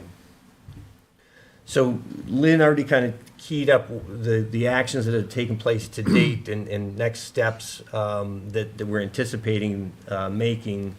So the committee was established late in 2022. Our companies have been working with the committee to create a plan. So we've drafted and we have a final draft plan prepared. Our next step is working with the committee to host 2 public hearings. That's a statutory requirement to take comments on, the concept of aggregation in general, but also the plan itself. We hope to do that in May. Once those 2 public hearings are completed, we'd anticipate coming back to the council for your final sign-off on that plan, if you so desire. That's not a statutory requirement, but we just put that out as an option for your consideration. Once the plan is completed, we would then file that with the Public Utilities Commission for their approval. They just have to make sure that we're meeting certain requirements set forth in the statute. They take about 2 months to review and approve those plans, and then that would allow us to launch the program when the market opportunities make it sense to do that. And so that could be as early as the third or fourth quarter of 2024, depending on market conditions. And then this last slide is just a few more important notes about what happens. So once the plan is approved, we would issue an RFP inviting suppliers to bid on the program supply. We would collect those prices, sit down with the committee and review those, sit down with the town manager, and make a decision on whether or not to sign a contract. If it looks favorable, we'd sign the contract that would have a designated term, including the starting date. We then would issue a mailing to all the eligible customers. Again, it's only going to go out to customers currently taking power supply from Eversource. We would hold another public information session about 15 days or so after the mailing goes out, answer more questions, help people make decisions on whether or not to be part of the program or not. And then we'd enroll all the customers who have not opted out at that point. So that's the fire hose presentation. Happy to take any questions you may have. Questions from the council? Mr. Chair? Yes. How does your program, sift out people who are already part of the net metering program with solar panels?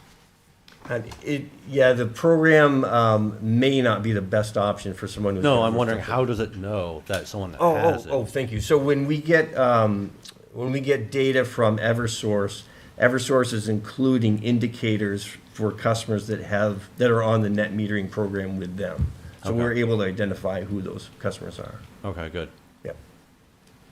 So I've done this myself where I've switched off of Eversource and I've switched back onto Eversource when the rates are more favorable. Sure. How does this differ from other third parties that you can sign up for? Yeah, I mean, it's just another option. So let me first by emphasizing that for customers who like doing it themselves, that's fine. And so, we don't want to interfere with someone's choice and desire to do that. So this is just another alternative. And I think what I don't just think, I know from managing programs elsewhere, just the sheer volume, you're going to get better pricing from power suppliers. It acts more like a consortium. Okay. Yeah, it's a large buying group. And of course, you can, like I said, you can offer multiple products to consumers as part of the program. Okay. Anyone else? How did you guys fare when Eversource had their big drop last February, and then another big drop this past July, and then again this February? How did you guys fare in these markets with that? Right, and so so specifically for New Hampshire, aggregation in general is just getting started. So there isn't any good data to answer your question. But back in Massachusetts, where we're managing about 100 programs there, I mean, you're right. When there are these price fluctuations every 6 months, like I said earlier, there can be times when the program rate turns out to be a little bit higher than the utility backstop rate. But I think some of the information we presented to the committee, if I'm not mistaken, is we've provided some of the net savings that we've realized in programs down in Massachusetts, and they've all achieved net savings over the life of their programs since they've been in existence.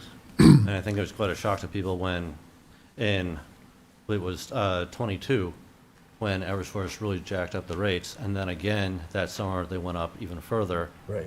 And then there's the huge push to solar panels across New Hampshire to go into the net metering program. Right. And then all of a sudden, boom, the rates dropped drastically, and then again and again. Right. I mean, unfortunately, it may hurt the net metering solar panel people, but also it helps the people without.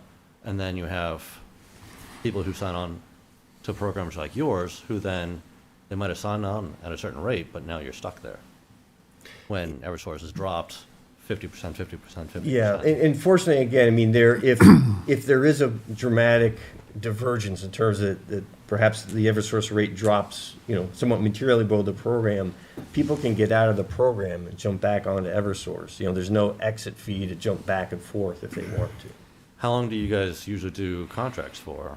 It depends. I mean, it depends on what the market conditions are. If prices are generally high, we might only do a 6 or a 9 month term contract. If prices are really low on a historical basis, we might encourage communities to do at least 3 years or 3.5 years. Yeah. So it's similar on alternative sources. You actually cannot change until the next billing cycle starts because they have to take the metering. Correct. Is that similar with your program? Exactly. Yeah. Okay. Yeah. The any customer transitioning in or out of the program, it can only occur on a metering date. Yeah. Thank you. So over 20 years ago, when the power plant was being built, they offered to incorporate us into a community power authority. For many different reasons here in town, that didn't happen. It cannot happen now because the regulations changed with regards to that particular power plant that's here in town. So it was a missed opportunity. So to give you an idea, from a community power authority, had we established our own electric company, we would probably be paying half of what we're paying. We would be our own delivery service. It would be like having your own water system. We missed that opportunity. This is the only alternative if we are going to help people who, are challenged with understanding how to work the system. Mm-hmm. And we've been talking about this for almost 5 years.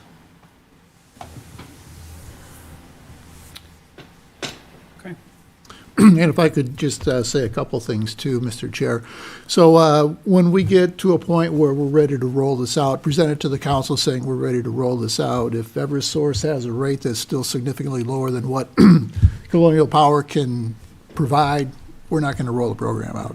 I mean, and the Utilities Committee is taking it, as part of our charter to keep an eye on market conditions and, and follow this and make recommendations, to the town, to the citizens of the town, to the town leadership, as to opting in versus opting out. We realize that opting, it's going to be an opt-out program. So, and people will have some challenge. There will be some people with challenges around that. But I think overall, it's a great opportunity to, paraphrase Mr. Farrell. I think it's a great opportunity for the town.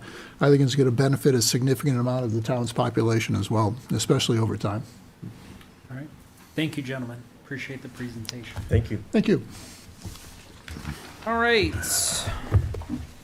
Revision of Beautify Londonderry Committee charge. So it had been asked if the Beautify Londonderry Committee increase their alternate members by 2. Mr. Town Manager, do you have a presentation? Yes, on the that? Administrative Support Coordinator will be presenting on this. Wonderful, thank you. Good evening. Hello, thank you. Thank you, Mr. Chair. Thank you, Council. I will be quick on this. Beautify Londonderry, as you might remember, was made a standalone committee back in September when the Solid Waste Committee was abolished for redundancy with town departments and the Utilities Committee. So when they were made a standing committee, they asked for a membership of 5 people, 5 voting members, which reflected their current commitment and what they thought they needed to sustain their operational capabilities.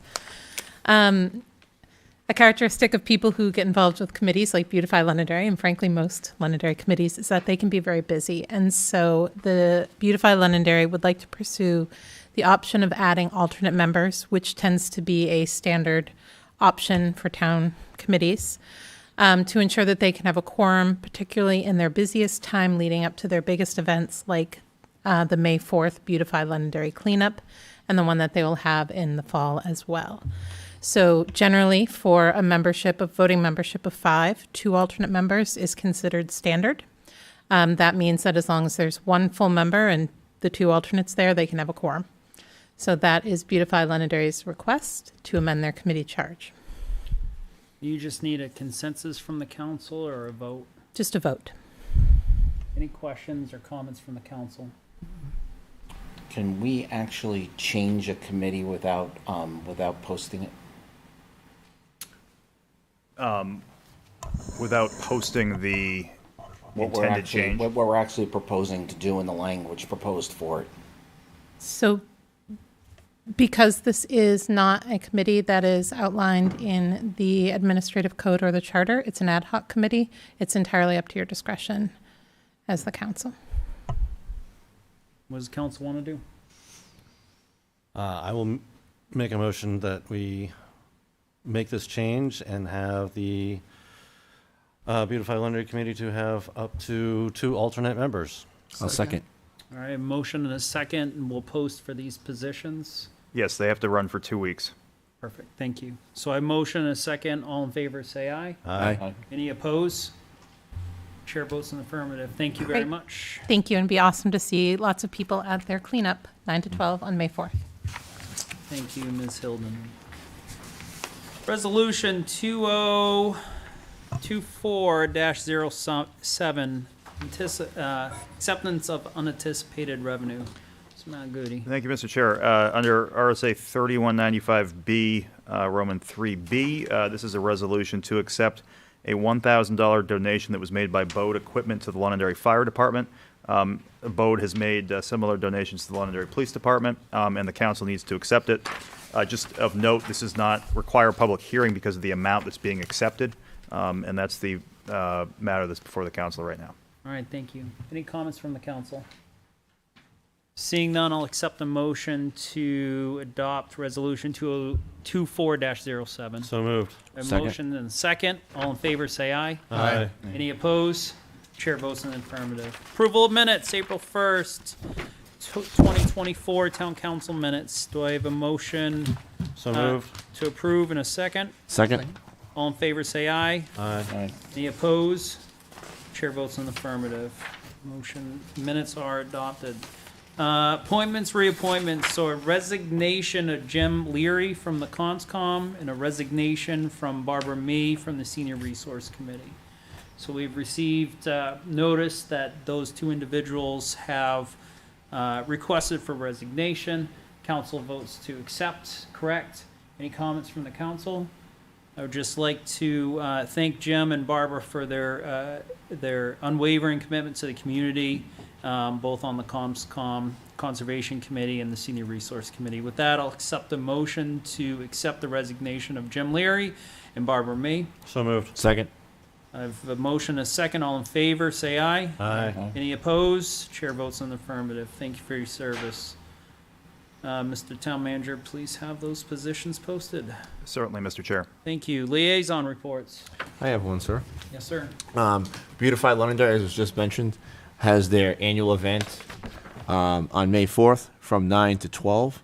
If anybody has any questions, reach out to Joy, John, or myself. Be happy to have you guys at the event. And I ask my fellow state reps to come out and help us, and my fellow town councilors to also come out and help us on Beautify Londonderry. It would be much appreciated. Thank you. Thank you, Councilor Dunn. Anyone else? Yes, I'm the representative to the Rec Commission, and I've been seeing over the past couple of months of complaints here and there about our town playground at the Lawful Fields, although I guess it's not entirely considered the right location for that, for the naming. But I had gone out there with the town manager and Dave Wally to inspect, and we'll be coming forward as well with Arts Leaders and the Deputy Rec Commissioner for potential renovations or fixes. Thank you. Anyone else? Any liaison reports? All right, so for the school board, so Jason Perrin and his team recently presented a report showing significant academic improvement from the fall to the spring. Significantly, our students' proficiency in reading has increased by an average of 5 to 7%, and in math, they've seen an increase from 7 to 8. In the students achieving grade level standards. So these results surpass the benchmark set by the start of the start of the academic school year. Additionally, on April 17th, the superintendent and staff organized the K-5 forum focusing on addressing bullying. So this initiative had been, from reports, that was well received, and there are plans to extend these forums to middle and high school levels very shortly. Looking ahead, the superintendent will host an information session at the Moose Hill at mid-May to discuss the space needs at Moose Hill in the full-day kindergarten program, providing an opportunity for parents to learn more and ask questions. So that'll be mid-May date to be posted from the schools. Anything else, Mr. Liaison reports? Mr. Town Manager report, sir. Yes, Mr. Chair. Quickly, I'm pleased to announce that tomorrow applications will open up for the Leadership Londonderry class of 24 to 25.